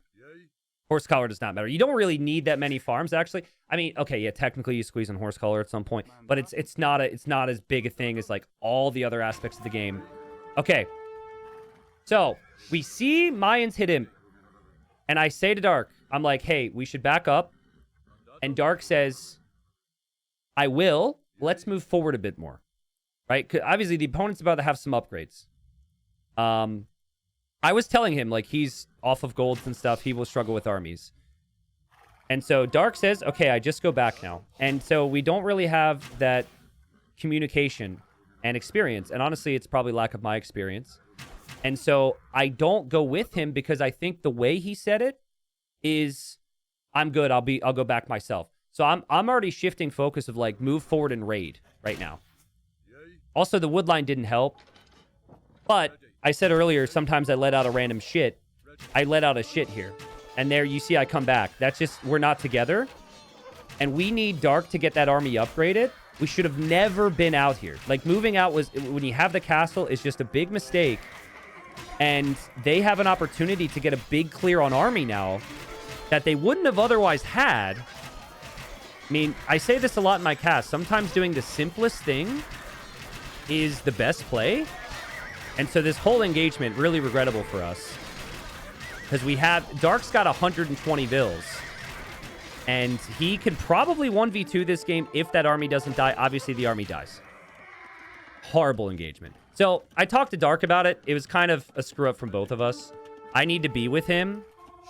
Is that a throw? That's absolutely a throw of army, yeah. I need to be with him there, so that's my mistake. But Dark should have probably never moved out in the first place, and we should have been more patient. So it just... We weren't really sure what the other meant. You always assume your teammate's going to have it locked down. Dark still cannot see this gold, by the way. Look at this, dude. Look at this. It's so unlucky. I mean, the gold could have been anywhere else he would have seen it. And so, anyways, he is in the Imperial Age. He still has the big eco lead. And it doesn't look that good for me, but it still looks very manageable for Dark. Dark can get that army back up. He's still got that Britain range. And so it feels weird. I just want to show you what I'm focusing on. I'm thinking gold's here. I'm thinking, like, don't let him get here. I'm thinking stopping him from reinforcing here all the time. Because I'm useless now. What might have actually been good, maybe sending resources, like all my resources to Dark now would make some sense. But I didn't really have that many. And I still felt like I could contribute by being annoying, you know? So, I mean, the army count's very deceiving right now. Say My Name's obviously got a lot of Arbalest. But Dark has 50 more villagers. And Red can't take this gold in the front, and Red's still in Castle Age. And there was, I think, a little bit of Sling potentially there. Maybe Say My Name's thinking of sending all of his food. It's an interesting matchup. You pick Britons for the production and the extra range. And then you also need... you also need to have Mayans for the cheap archers and more production. So it's like two of the best archer civs going head-to-head right now. I wasn't too bothered by this because I'm already dead. Go ahead and kill me. I don't care. I'm already dead. This is already bad for me. I'm just worried about if Dark is taking damage. And Hope... That is his Imp TC, which is actually kind of crazy because he could have been pushed from this position. But it is all Dark. Dark's got to win this 1v2. Hoping to make it to the Imperial Age. Here comes another random raid on the gold from me. Doing what I can. Obviously, I did care about losing villagers. Like, that's not a good thing, but all things considered, we still just don't want Dark to take damage right now. I mean, he's killing a lot here. And now he's rebounded. It really makes you think, what would have happened if that other army was alive? Because it would have been even army numbers, and he's holding 1v2 with lesser army numbers right now. Lycav found this gold up here, so I'm patrolling that. These knights patrolling this extra gold. And I was looking around back here, just knowing there's going to be neutral golds, just trying to keep them away from their production. I actually want to pay close attention to that. So this is pretty much the only gold available for Say My Name right now. I go for Guard Tower, eventually, to defend from this. And I told Dark not to really worry about it, because I'm not doing much anyways. And that just he just needs to kill. And so that's what he's going for. It's a very interesting game. Dark is, like, fully popped right now. And so something to consider is maybe Dark sends me some res to get me into the game. I'm just trying to get my pop up, trying to get my farms into a safe position. Those arbs are still going to be a problem. Hope's 21 cav are down here. But they have been found by some Arbalest. So Dark's got some really good castles to protect the map right now. And again, I'm like... telling myself, I'm like, Say My Name's going to run out of gold. I must have said it like 20 times. Telling him. Like, he's going to run out of gold. It's crazy he hasn't. Like, how many arbs has he made this game? Mayans are absolutely insane. There's a reason we both picked our civs super early, right? 21 cav. I mean, Hope does a pretty smart thing here, I guess, to just click Paladin. But he gets the food and gold from Say My Name. So that's really smart. He would never get Paladin on his own. Looks like he cancels Paladin and probably puts it in a safer stable somewhere. Or maybe he just lost the stable. I'm not sure. But yeah, now there's the Paladin upgrade and it's on the back. And these arbs are still kind of around. Dark will come over to help a little bit. My Vil count's kind of what it was before, but at least the eco's healthy now, which it wasn't. And guys, Dark has still not seen this gold. Like, look, pause. Look at how much we have scouted. And his gold is right there. It's It's so sad. I mean, he has good res right now. He's about to send me some of those res to get me into the game. But that's one of those things, man, that he brought up while we're playing. Now, the thing about the Britons is they're, like, impossible to push once they get a big ball of Arbalest. But they're also really hard to push themselves because they don't get bombard cannons, they don't get siege ramp. So, and they also will struggle with the mobility. Hope, I don't know what I did to him, but he decides to come back and raid me. Bro, I'm just a peaceful farmer. Like, this is just completely uncalled for. Go fight Dark. Don't fight me. Dark's over here. He can deny a castle. That's sick.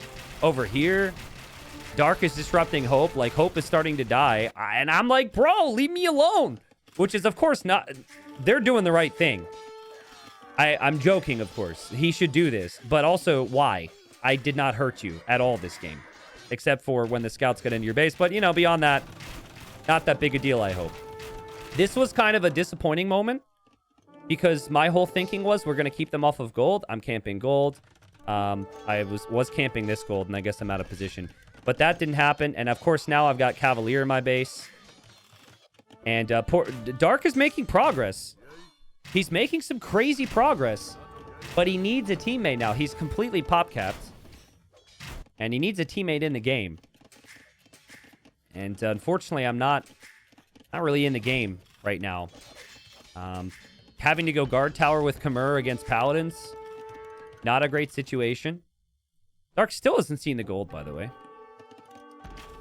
And Hope's still not in a good position. I mean, Hope is making Paladins, but Hope is 75 eco. So, you know, I wasn't aware. I was aware of how dead I was, so you're hearing those emotions right now. I didn't realize just how bad it was for Hope, actually. Hope's really not going to make many more Paladins after this. Population's super close. But I'm the Cav player. I'm supposed to have an answer for Siege and things like that. And one of the great Britain killers, one of the things that have always been the Britain killers has been Rams. Because it soaks up that arrow fire.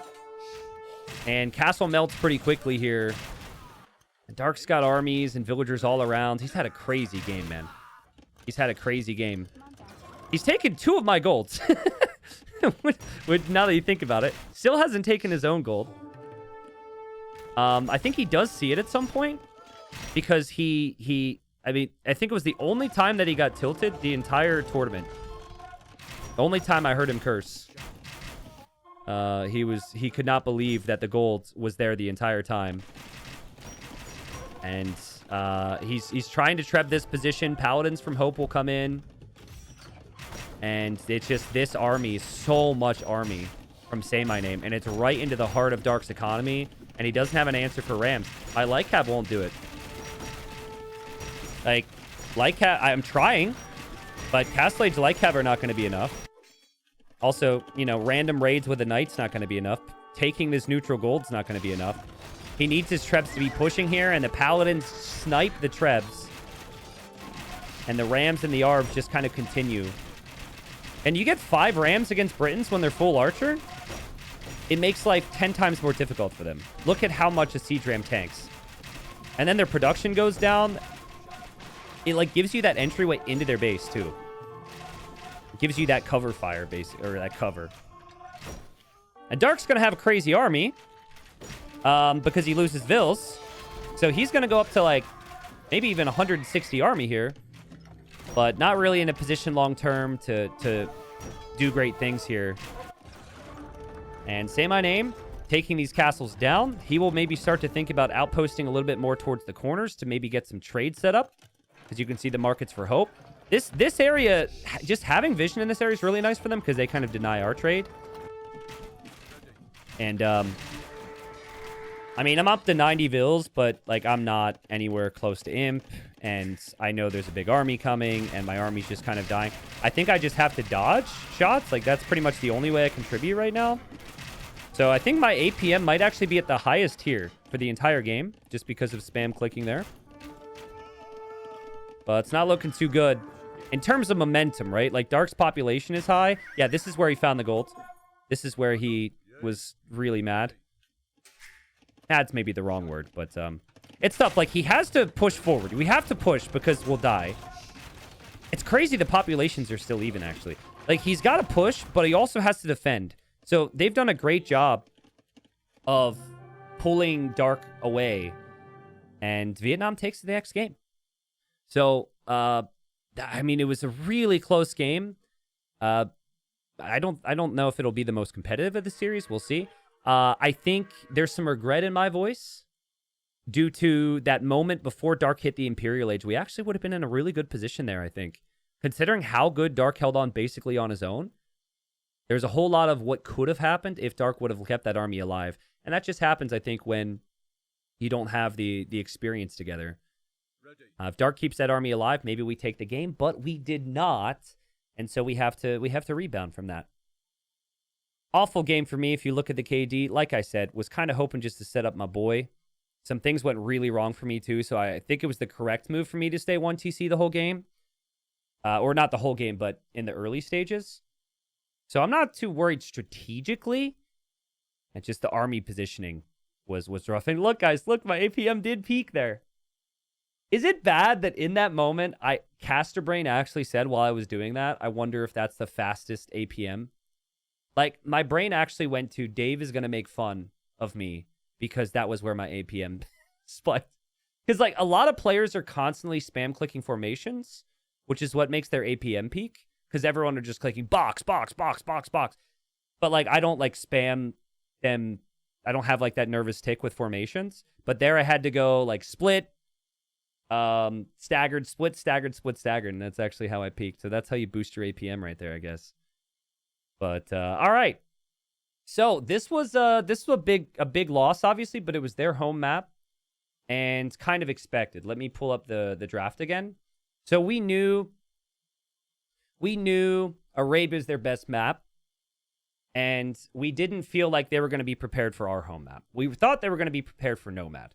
So they win with the Mayans, they win with the Magyars, very early picks for them.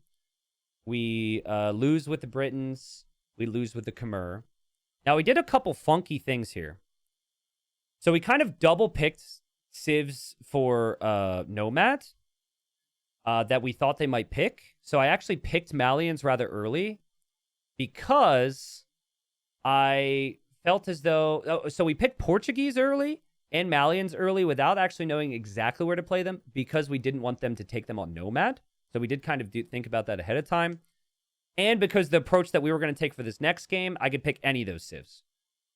So I was like, we can go Malians, we can go Portuguese. Like, my role was not important. What we felt was important there was the role for Dark, which was going to be Byzantines. They also ran out of time to pick a civ and got random Slavs, which was very good for us. So we felt like they were kind of down options here. My expectation was Bengalis and Burmese, and that they would just go like crazy with monks. But I didn't actually fully expect what they ended up going with here. So we're down 2-1. It's game 4. We played this map and felt pretty comfortable. I did a lot of preparation for this before our semifinals against Monos and FedEx. And after thinking through the strats, I kind of felt like the way we played it couldn't be beaten. Because you either have one guy go water, and then one guy go land, and the options on land are fast castle, which I think is punished by feudal pressure, or feudal pressure, in which case you just kind of match the opponent. So I'm kind of happy with that. And then our water player wins because he's Byzantines.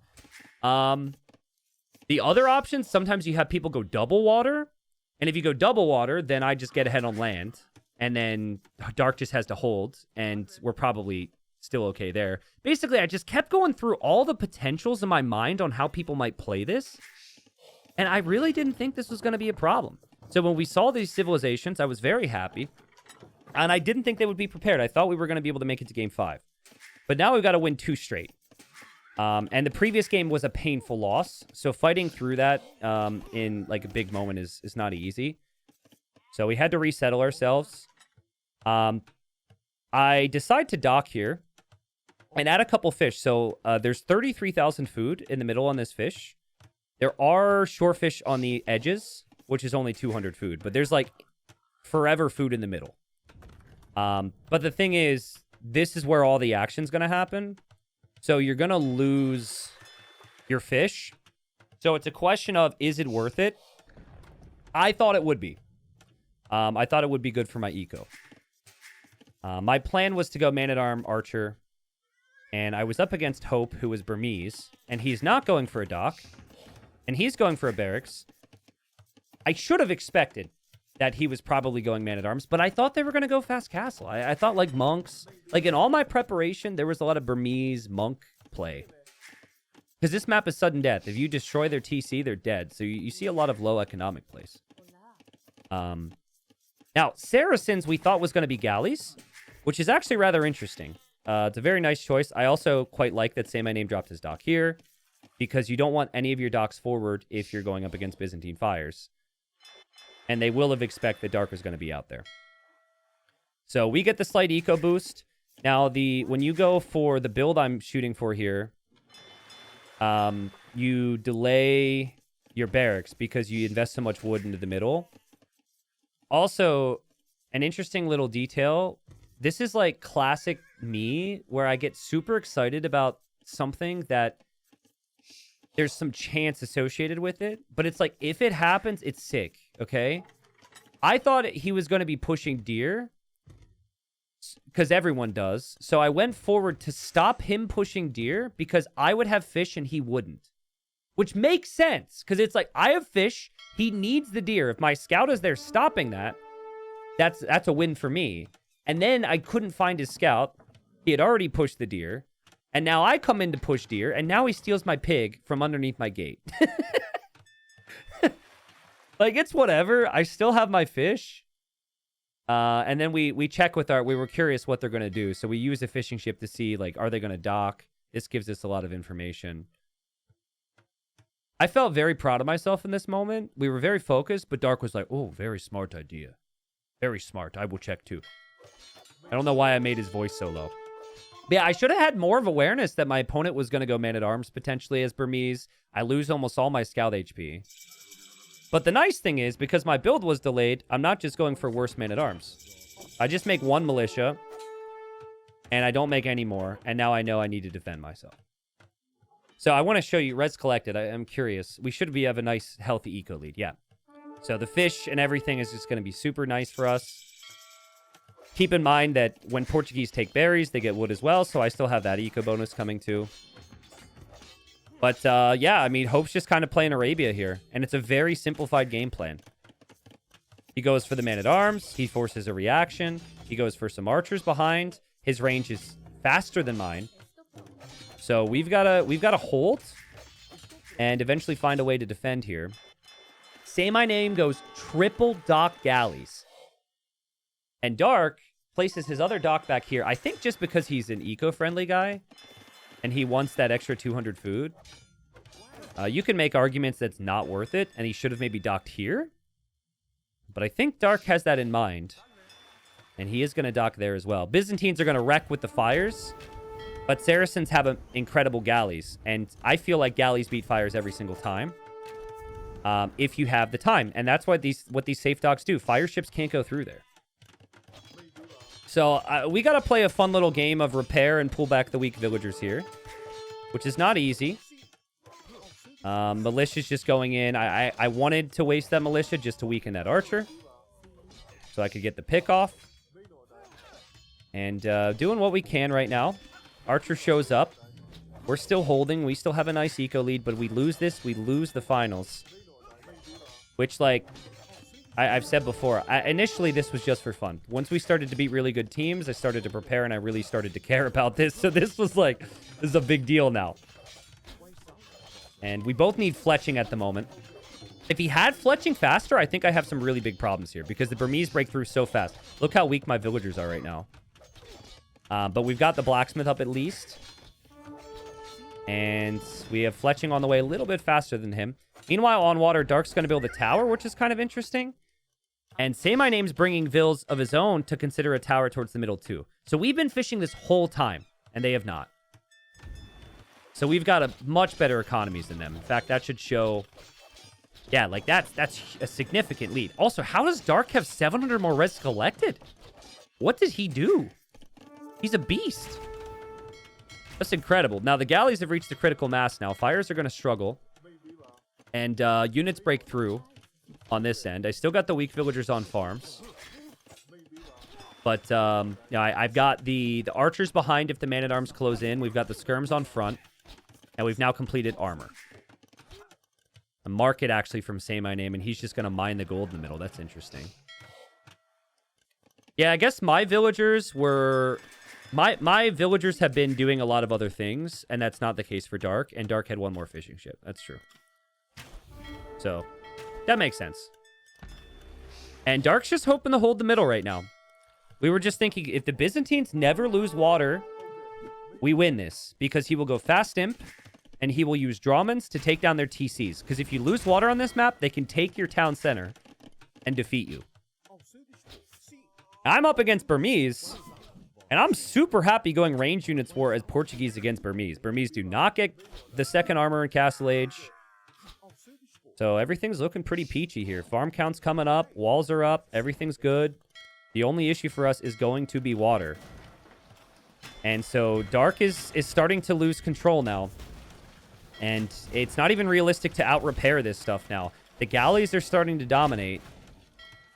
And this is where Dark's starting to, like, kind of let me know I'm losing water.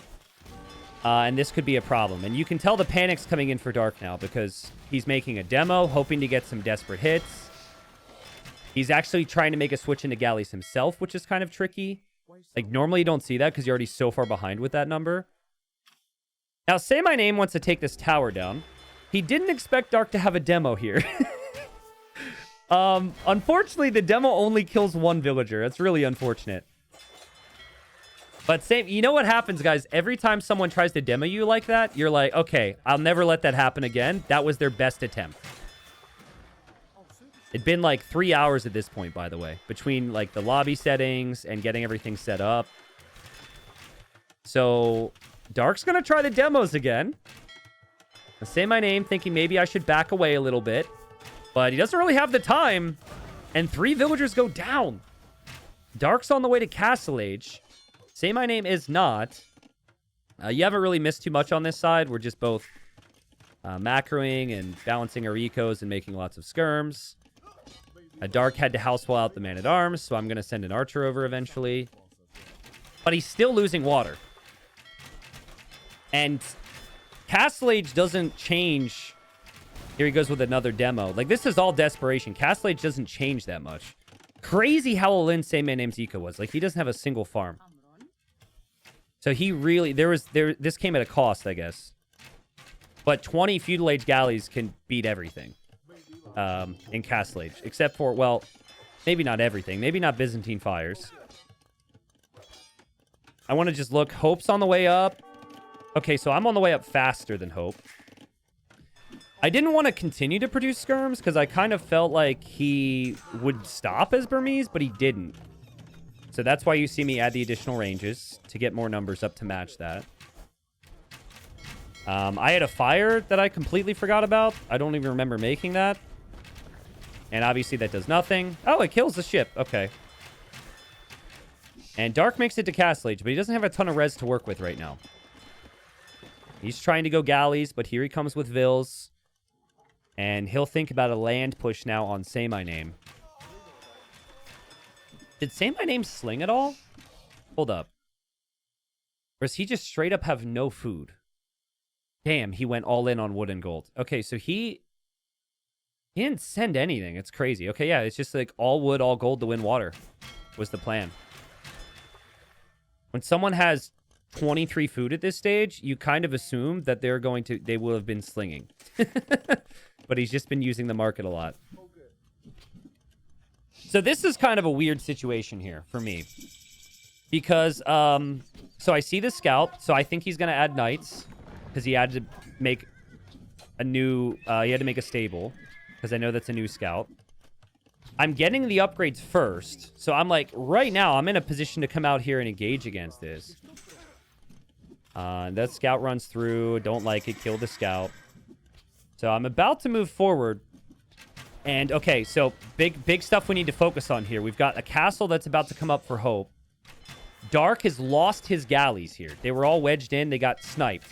So there's a siege push that's about to happen onto Say My Name. He's looking there. I'm trying to micro back these skirms. They're inferior skirms, but I can't get the hits on them. And then, okay, there was just a demo that, see, like, it's so easy to miss this stuff, even though I know it happened. Okay, so the demo comes in from Dark. And, like, not only does it kill a couple ships, but it collides with every single one there. And Say My Name's like, oh, crap. Like, I can't let that happen again. What you do here, guys, I need to pause to explain. You never right-click the dock. And I don't think Say My Name did necessarily. Maybe he did, actually. But now he's not going to because he's smarter than that. So you just patrol on attack stance. Because the second a ship comes out, you want your galleys to actually engage against it. And hopefully you kill it. Don't right-click buildings and then just get boomed and have no clue.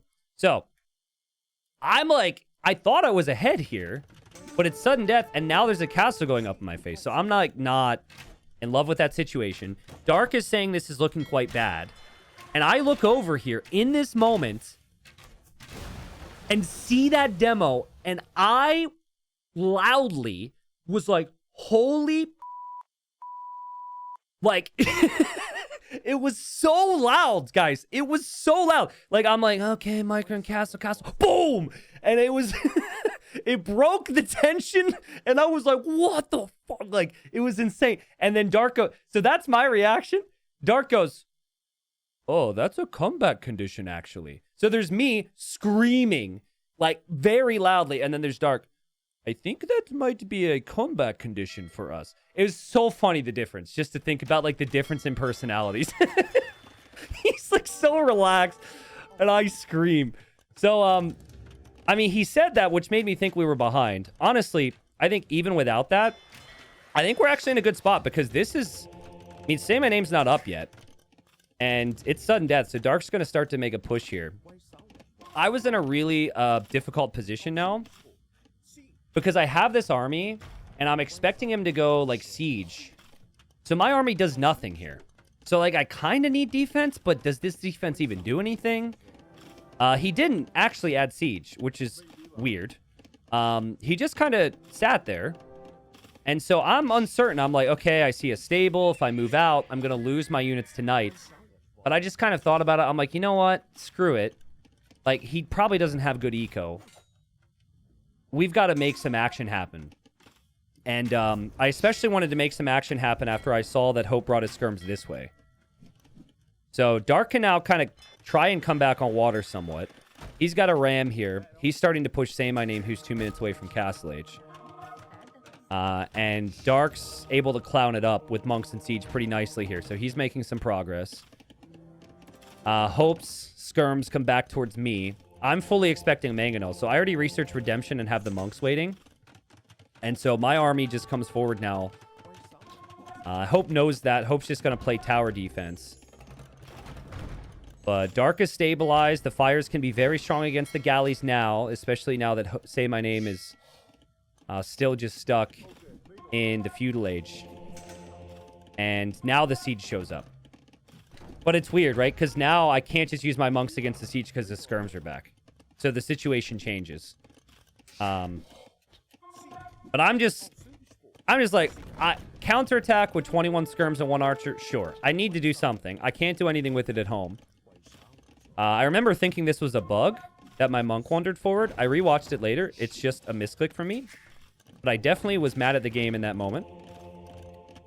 Dark still bringing in some demos, still fighting back on water, and he's got Rams and Mangonels on Say My Name's TC. Which he didn't say a damn thing about. Like, I had no clue that this was happening. I was still terrified of dying myself.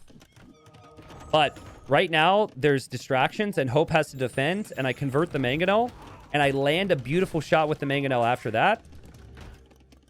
And also, by the way, I couldn't take this gold. I found this gold without posting. So that was a big save for me. And Say My Name loses a lot of vills, but he doesn't die, which is kind of important. So he's still alive. I'm going to drop a castle here now just to defend the front of my base so I can take the gold. Would have loved it a bit further forward, but there's the risk of Mangonels. And it's now just like skirm, counterattack now. But Skirm counterattack is fantastic against mainly Skirms from the opponent. Dark trying to make his way back through. Say My Name really needed to re-wall this. Like, that's just a one-tile gap. I mean, it's super messy, but I really think he just needed to re-wall this.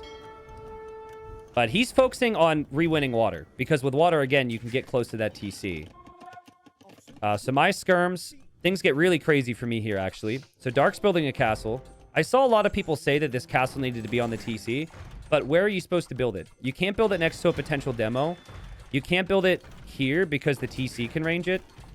So I think Dark just needed the castle, so he just sends it. Obviously, it's not perfect. I'm trying to break out, but now there's a mangonel. So I've got to... I've got to, like, dance against the mangonel and decide, do I kill the mangonel or do I leave? And so the answer was, I would like to leave, at least for the time being. Expect the attack round there, so we dodge. Expect the attack round again, so we dodge again. I'm feeling it right now. I'm like, I'm not a freaking caster, bro. And, oh, dude, that's just glorious. I'm going to rewatch that 5 more times today. That makes me believe in myself a little bit. The macro is really good. The idle TC time's not too bad. Always have Vils in queue. And we've held from the push. We're looking good. Dark's got the castle up. TC's going to go down for Say My Name. Again, Dark still didn't tell me he's going to kill him. Oh, also, I brought some monks over to convert some fires so he could retake water. While this was happening, by the way. So, again, I'm pretty happy about that. And I think we're heading to a game 5 at this point. At least from my position, I think my imp time is going to be faster than my opponent. It is not. Hope is on the way to imp. The monks were really nice here, though. And I picked Portuguese just because I felt like having cheap gold units would be really valuable in a 1TC style game. So, okay. So someone in chat is pointing this out, and they're calling me a hypocrite, and I probably deserve this. So in the semifinals, when I reviewed it, I was really loudly exclaiming how Dark needed to repair his TC, and he didn't do it, and how it stressed me out. I didn't repair my TC from earlier. Because I forgot that happened. Like, I barely got attacked, and I was so busy with other things. So, my opponent's going to Trebs to try and defeat me. That could be an issue here. But yeah, I forgot. Say My Name's still alive, sacrificing everything he can to stay alive. And, I mean, I still have this Skirm army. I'm going to bring a couple dapper monks in here with their hats to wallow away. And because he's going siege defense, and the monks are there, the Skirms are dodging, and the siege is now mine. So thank you very much. And I know he's an imp now. I actually clicked these Vils forward to come repair that mangonel. But I didn't. I just selected my idols because I was nervous. And so, maybe it's not those Vils. Okay, I have no clue what I did with those Vils. It's not important. What's important now is that Dark defeats Say My Name, and that I don't get defeated. Now, do you guys think it's a good move from Hope to wait until he gets more Trebs, or a bad move? Obviously, he needs to kill me fast, because I'm starting to kill him now. I denied a dock over here with the monk earlier, so he couldn't redock for a transport. And then you got Skirms here. Okay, chat's saying bad move. Okay, chat, you're all wrong. I rewatched chats and casters. Watch all of this. You're all wrong. Okay? Everyone who says he should have gone with 1 Treb is just wrong. Because I have a mangonel. He moved forward. He saw I have a mangonel. Where's he supposed to put the Treb to hit that where the mangonel doesn't range it? He can't. Unfortunately for him, he can't. So I actually think in his mind, he's trying to calculate this and say, I'm going to lose a Treb or 2. If I wait for 3 or 4, I have a chance to defeat him. Like, I have a Siege Workshop with a flag on it. He can't go with 1 Treb. He just can't. I can out-repair that, no problem. So I actually think Hope's doing the right things here. He's just in a really bad situation. He added a gate so my units couldn't come forward to hit the Trebs. But I think the gate positioning is a little rough here. It's funny. He needs wood for Trebs, but he needs wood to repair his TC here. But okay. Say My Name's defeated. Here comes the mangonel. Keep in mind, Dark is just going to win this game on his own if I get defeated. And so he's got 2 petards. I really think his plan initially was to transport here. And you want to hear something super funny, guys? So I see he's about to make a move for me. And I go to shift delete the walls to attack. And I select his gate. No joke. I select his gate and then try and select my walls while holding shift. And it didn't let me select anything because I selected his gate first. So, like, I wanted to insta-delete my walls. I'm in a panic. They didn't insta-delete, and I was so confused why. It was his gate. So, yeah, he realizes, I guess, that Treb's going to be in the gate. So he places a couple house walls here. I knew this was coming. Mangonel's ready. Organ guns, Vills, Rams. And so, I mean, this was GG anyways. I think Hope did a really good job here to try it. I also used the sudden death trick to try and repair under the TC, because sometimes the villagers get hit by the Treb. And we're taking it to game 5, ladies and gents. Crazy game. The demos from Dark made this really interesting. Now, I'm still curious how this game goes. Like, who wins if Say My Name actually doesn't lose those galleys there? Dark was still probably going to defeat him on land, right? Like, I think so. Because he was so far ahead there. I don't know. It certainly felt like a comeback condition we needed. And this whole game, it was just Dark and I had the better eco and needed to survive. They were really all in and aggressive. And we played a good macro game. So, solid game. And now, this really was a perfect series, guys. Because in terms of the Civ priority and everything, it was very solid for us. It was also, like, their best map. Like, this is a map that they probably would prefer maybe even over Arabia against us. So it was a setup for a perfect finish. And the nerves were high, dude. The nerves were high. T90, please explain the sudden death trick. Okay, so if you right-click your TC when it's weak, your Vills will repair around the outside, okay? Which is fine. They still repair just as efficiently. But for whatever reason, if you use the repair hotkey, which for me is R, and then you select a TC, they kind of cram themselves into the bottom of the TC like this. And what this can sometimes mean... So you see where the Treb shots hit? So it doesn't happen here because I did it too late and then I killed the Trebs. But the Trebs where they just hit was where the villagers are. So sometimes the Treb shot will actually hit the Vill instead of the TC. So you'll lose a Vill and you won't lose any damage on the TC, which is obviously huge in sudden death because you need to keep your TC alive. So it gives you like a couple extra seconds. So that's something that we see in community games sometimes, and I was able to use it there. Okay. So yeah, if you're playing sudden death, always use the repair hotkey and you might survive. That's the tip. So yeah, okay, so let's look at drafts, right? So we had some interesting mind games here with drafts. One sec. Okay. So we knew they would be good on Nomad. I mean, we were pretty comfortable on Nomad as well. We picked Persians first because Dark was like, I was like, Dark, what's your number one pick for Nomad? He's like, Persians. I'll win water. I'll boom. I'll go Savar. Let's go for it. So we won with Portuguese. We won with what? Byzantines. They lost with Saracens and Burmese. So that's a loss they're completely fine with shaking off. They've got Dravidians. They've got Bengalis at the top. That's what we thought they would play. We thought there was a chance they would go Berbers, but because they picked it so late, we didn't think so. And then we've got Persians and we've got Vietnamese. I actually picked Malians here.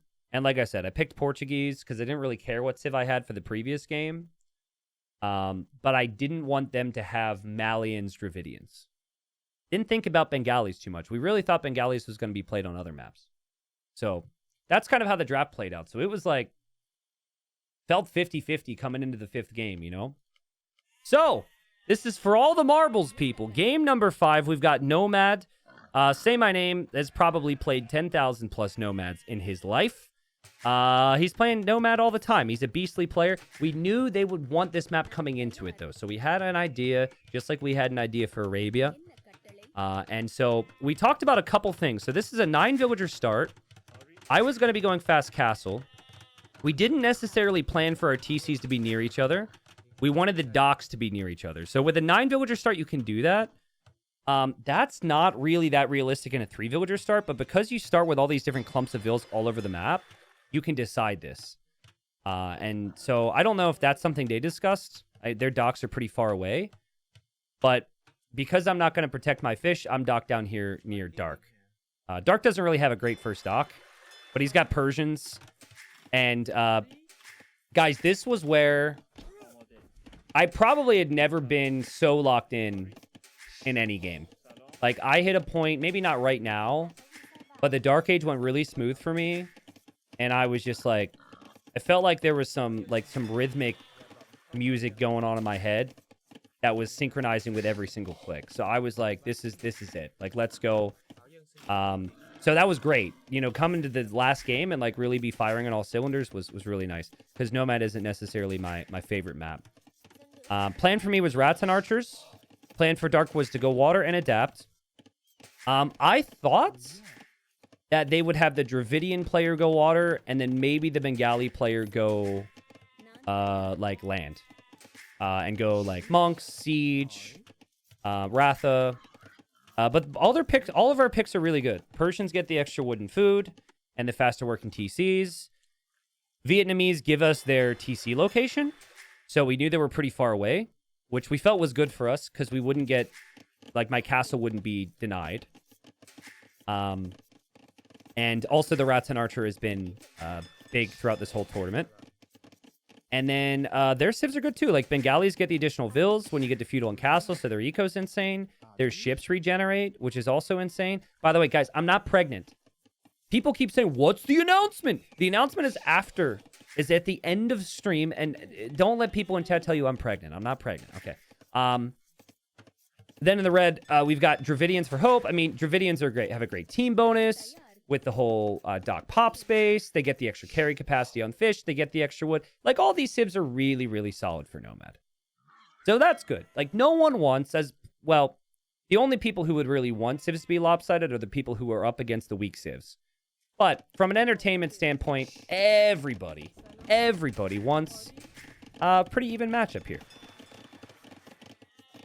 And so the goal, like, the thinking here was Rats and Archers can't be killed if you get to the numbers of them.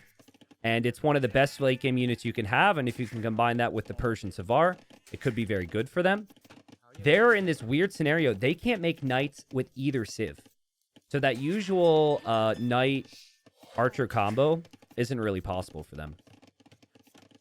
At this point, I found the dock from Hope. I was actually looking for a boar. I debated in this moment getting Loom and looking for that Dockville, but I did not because I really needed the boar. Guys, I have this issue with intrusive thoughts.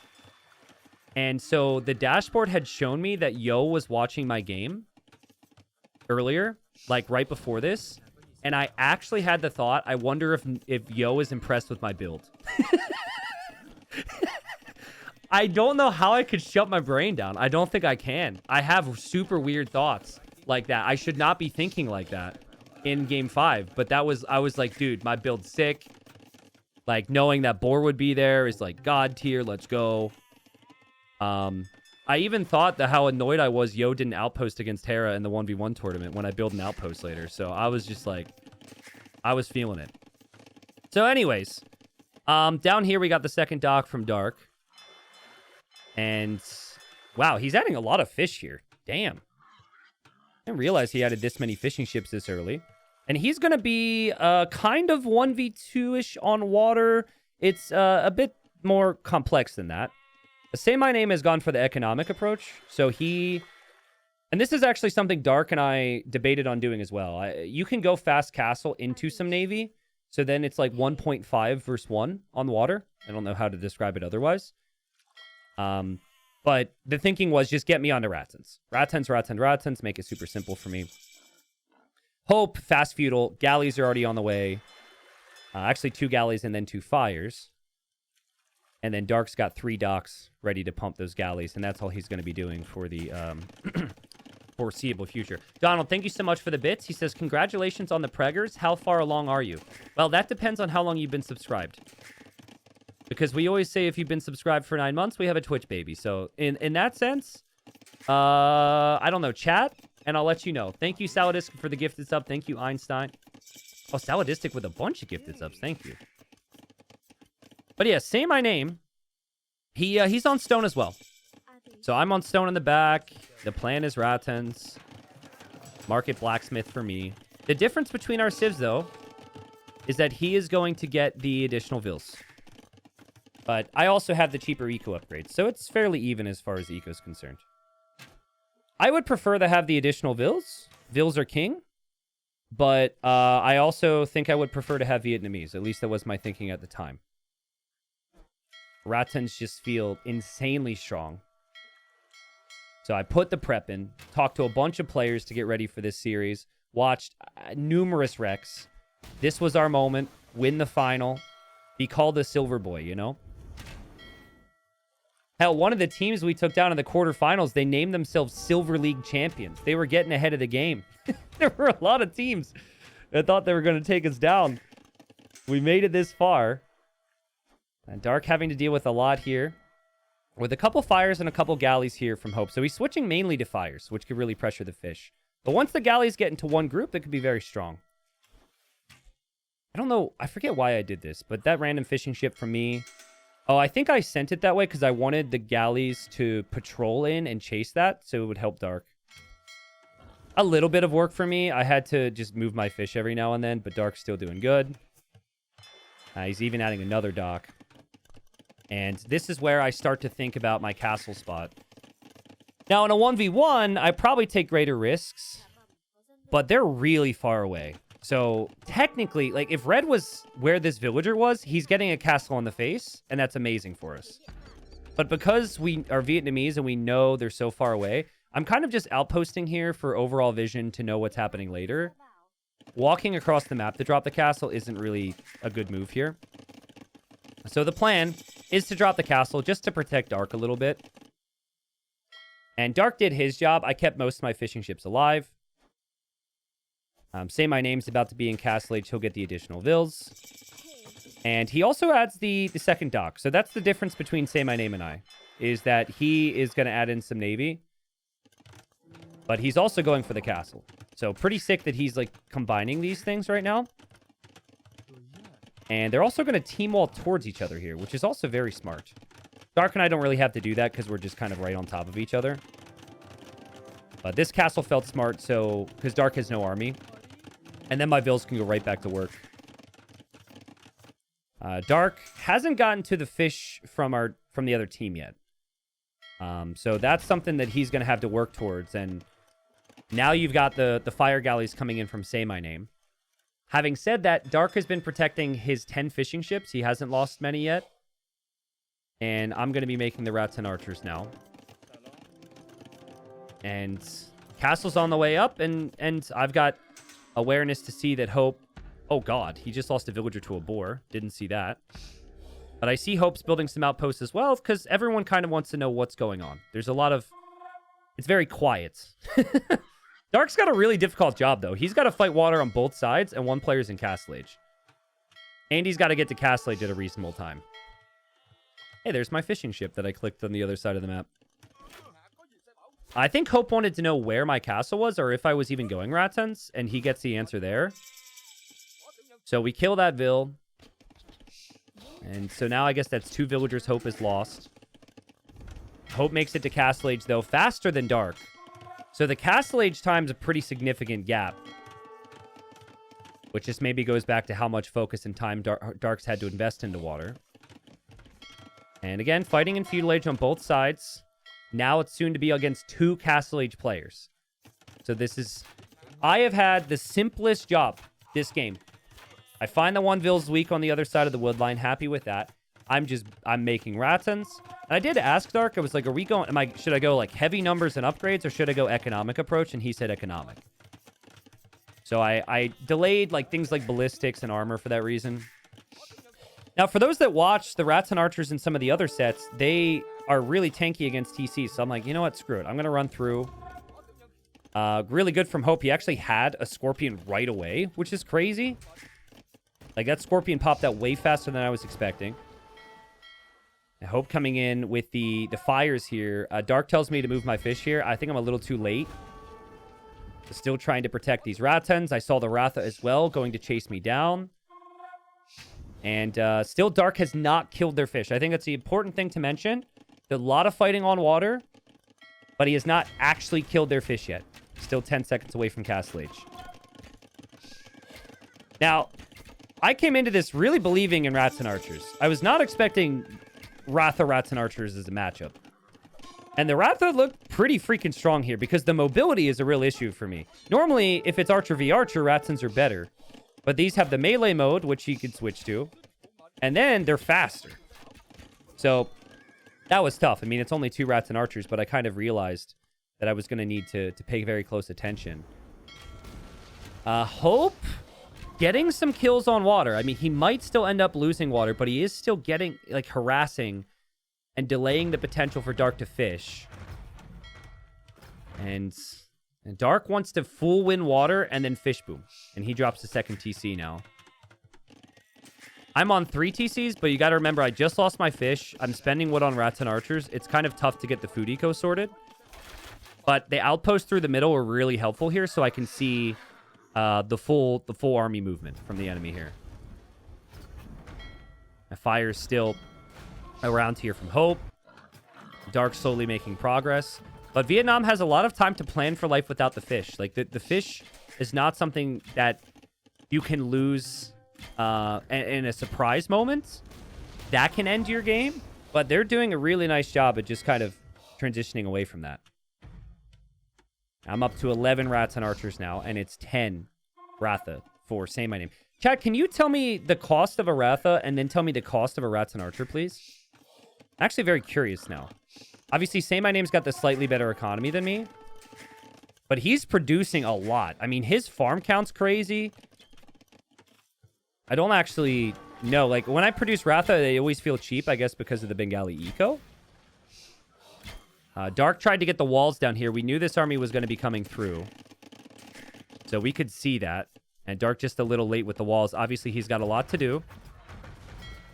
Still trying to disrupt on water. Still trying to defend himself on water. And here come the Rats and Archers. 60 wood, 60 gold for a Ratha. Okay, what is it for a Rathan? 50 wood, 45 gold. Okay. Well, that seems fairly decent then. So, you know, this unit's more expensive. I think at the time I'm just waiting. I'm like, I'm going to clear everything here, man. What I didn't research was any armor upgrades right now. And that's what makes the Rats and Archers strong against other archers. We'll end up getting that a little bit later. But we have ballistics, so we're in a really good opportunity to get this clear. But now Hope is coming with some siege and monks here from this position to pressure my town centers, and there's more Rathas over here. So I have to clear this, and then I'm going to have to deal with this pressure on my town center here. And I was not really sure how to deal with all this at once when I'm just going archers. Remember, there's no army support from Dark right now. He's still trying to just focus on water. And the fishing ships for Hope, for Sam, I mean, he doesn't care about those anymore. So we get some trap here. We get the gates down. We have ballistics. We're going to get the full clear. And guys, I told you, like, we have score lead right now. It's the finals. I was feeling so good. Lost a couple units, but like it's a high pressure moment, but I went into this with more confidence than I ever have. I'm like, I'm going to clear this fight. We're going to win this fight. I'm going to drop the castle here. And that's going to give us like some really nice momentum. And things start to get wild here. First off, my mangonel rolls underneath the TC, and I almost lose it. Like, you should have seen my heart rate. My watch went off, was like, you're about to die. You need to go to a hospital. Like, oh my God. So that happens. And then my units regroup a bunch here. So I click my units together as one group, and they like loop-de-loop a little bit on me. Then I misclick. I click the Scorpion instead of the mangonel. And then I got hit with an attack round, and it's painful to watch. It's so painful to watch. Should have had an armor upgrade. I literally went into that thinking I'm going to kill everything. And I just... I mean, normally I want to laugh at these moments, but geez, dude, that's hard to see. So, painful. Not good. That fight could have gone much better. If that fight goes much better, I'm dropping a castle, just like I said, in a forward position, and I'm not under pressure. And then maybe this castle gets denied as well. But it was 1v2, a lot going on, and their micro is fantastic, man. And so, I'm still looking at the score, and I'm like, Dark, I'm going to need army. I'm going to need some knights. And Dark's just like, I just won water. We've got Fish Boom coming. Like, I will go Savar. So, double castle now. It became very difficult for me to know exactly where to move. And obviously, over the last 3 minutes, I've also had to focus away from my macro a little bit. So, I haven't been farming as much. So, wasn't really exactly sure where to go with my rat sense now that this castle's up for hope. Dark's got some pressure to deal with, so I'll bring some Ratons in. Again, I still think I really need some armor here. They're doing 7 damage, and I have 4 base pierce. If I get up to 6 base pierce, my units are invincible against the Rathas in Castle Age. But I didn't really have the food. And Dark losing some villagers. Say my name. Very healthy food eco. Lots of army. Hope is on the way to the Imperial Age. He's got a castle forward, so he's going to look to tread me down. And it's, again, so now I'm thinking, like, where can I do damage? Where can I go? Where can I focus? And it felt like here. That was really the only thing that I could see. Only area I could see that I could move to. Because there's a castle here. I didn't know about the team wall, but then there's a castle here. So trying to move through. Still thinking, I thought I had a very nice boom lead. Which is actually the case, in villagers at least, over Hope. But I guess Hope didn't really make a lot of army here. Right? Like, he made mangonels and, like, a monk or two, and that was pretty much it. And then he made navy. And he stopped making navy a bit ago. Here's where I get my first armor upgrade. Which will help out in the fights. And then we got Say My Name also on the way to the Imperial Age. And Dark's going to help out now. Dark's going to get up to Imp. He won his water. He's got his 24 fishing ships. Wow, Hope is actually coming in with random fires to snipe the fish as well. That's sick. Like, this random dock to disrupt fish, that is really, really smart. Yep, because you can kill them pretty fast. And it's also annoying for Dark. It's tough for Dark to focus on other things.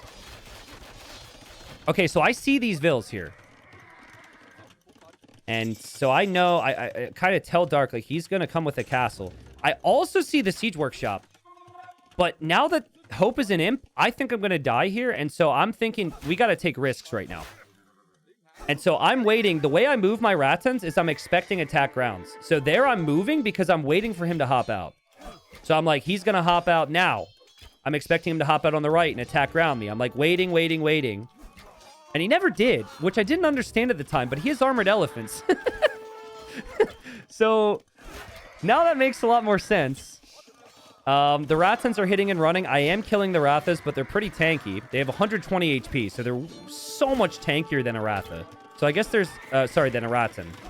So I guess there's an armor difference, but he just tosses his units away. Brings in the elephants to push Dark.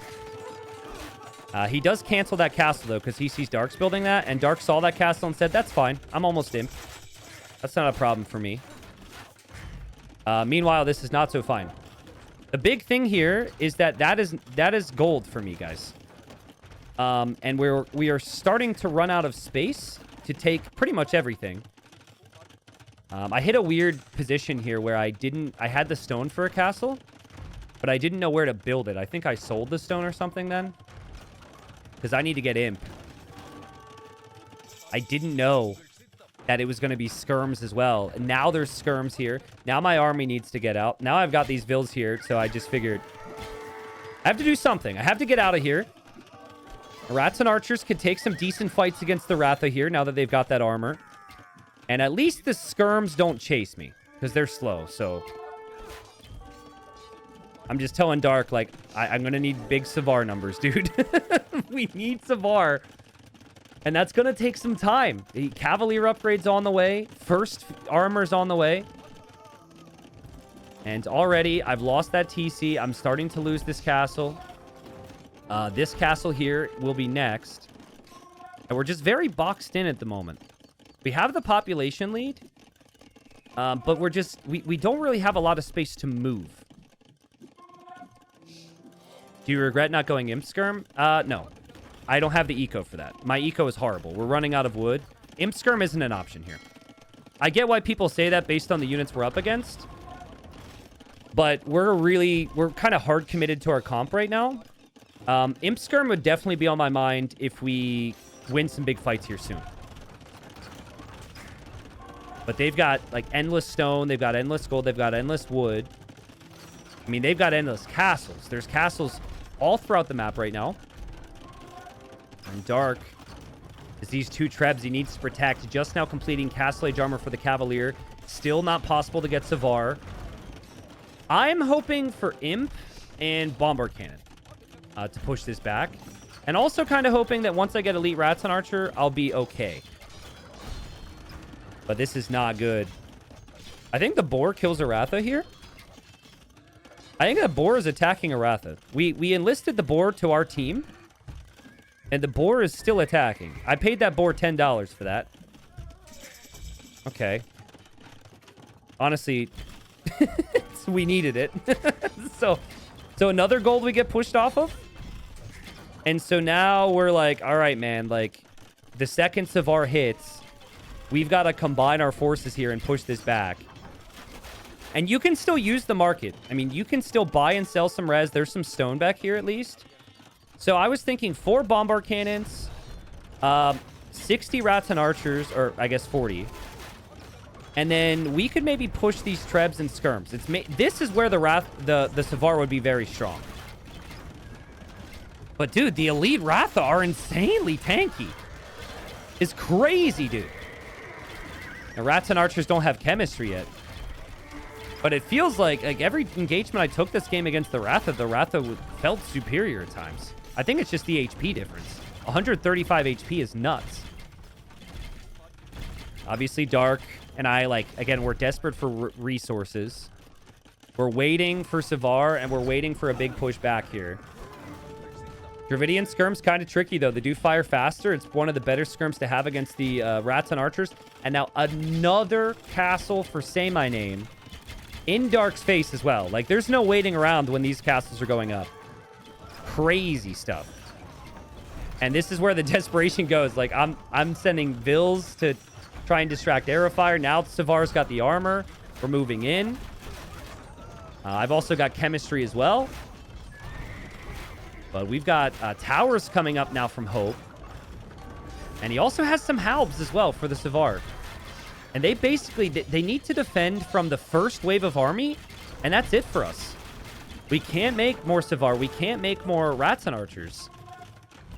And Say My Name, who has had such a beastly series. Again, I love the guy, even though he's demolishing my eco right now. He comes into raid. He's got castles all along this side. He groups up his army with his teammate here. And he's fully popped at this point. Crazy resources. Trebs do go down there for Hope, but this is... Hope is lost for us. Also, my units were like, with all the random buildings, we're really getting stuck in random areas, and it was not fun at this point. I'm still hoping for the Bombard Cannons. Still hoping. Units grouping between the houses. Just, the imp time from Hope was crazy. Like, getting this position and taking down the front of our base gave him so much time to manage that eco behind, right? And it's not good from here.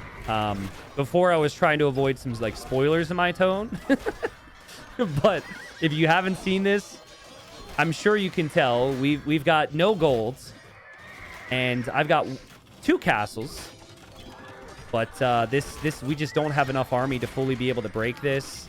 This is a castle to protect the wood line a little bit. Ratha and Trebs are going to be there. The Rats and Archers cannot get the job done. And we call it. And I say GG Grats. And the chat filter makes it look like I swore at my opponents. So yet again, I would like to get up on my pedestal and say, why the hell, when the average age of people, at least who watch this game, is like 32, do we that stupid chat filter. Makes me look bad. People were calling me toxic, man. I said GG. It wasn't like GGG or GEG. It was GG. Grats. And then well played. Yeah, Vietnam wins. And obviously, guys, I'm not going to sit here and say I'm happy about it. I really wanted this, man. This game felt like I blundered with that fight earlier. I think, like, what goes differently in this game, like, if I take this fight better, now there's no guarantee I win, of course. You never know how things are going to go. But that obviously wasn't a good fight. I mean, look at everything that happened immediately after that engagement. I'm trying to give myself the benefit of the doubt, right? It's 1v2. I'm up against siege and strong units. I've got basically just archers. But if I take a better engagement here, I win this. My castle goes forward. Hope's castle goes back. And we have a lot more time. And so I think in this particular game, maybe that's one thing that could have gone differently for us. But that was a lot of pressure on me, obviously. The other thing that I'll say, I just got to credit the opponents here, man. Say my name and hope. They lost water, but it took them so long to, dude. And even then, like, even when Dark was just full fish booming, there was random fires into Dark's eco. Like, water is important. But water is important early Castle Age. Late Castle Age is not as important because by then they had transitioned their eco into these TCs. Dude, say my name. Like, 28 farms at this point. What am I at? I'm at 10. Like, he had an absolute god tier game. It was so sick. He went on the water and he played Ratha. I don't know how he did it. Like, it felt like he was on steroids there. Like, you look at res collected at that point. Like, look at that. That's crazy.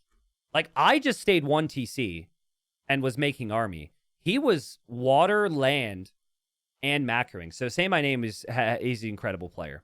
So, you know, you do also look back to the Arabia game. The Arabia game, that one fight before Imperial Age. If that would have gone differently, we might have won that game. And maybe we never even get to this one. It was absolutely within reach, which makes it a little bit more painful. But Dark and I had never played together before. Say My Name and Hope played together countless times. Monos and FedEx, we were able to sweep in the semis, have played together for 10 years. Wide and Rapard were also the favorites against us.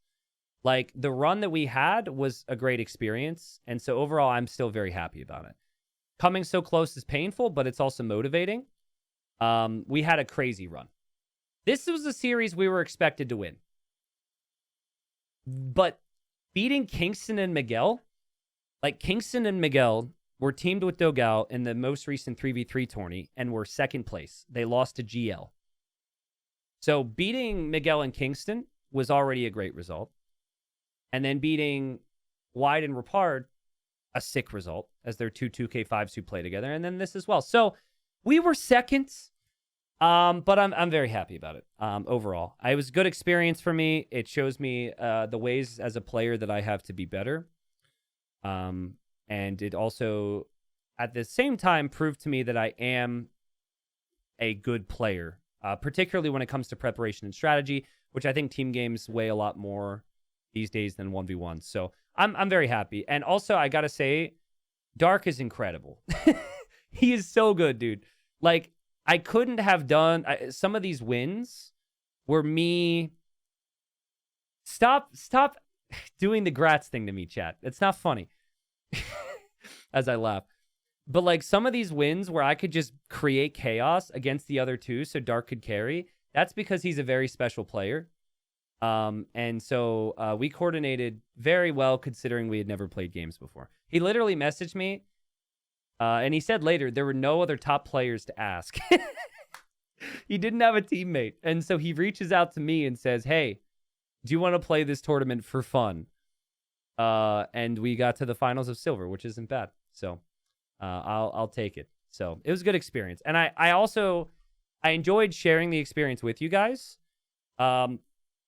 The other sad thing is I didn't get to cast much of this tournament because I had to take it seriously. And I think this tournament was really underrated, and I hope there's more team game tournaments in the future. But yeah, it was, I might have been the last kid picked to play dodgeball at gym class. but we made it into second place, being that short fat kid getting picked last at recess to play dodgeball. So it was good stuff. Yeah, it was a fun tournament. It was good results, good experience.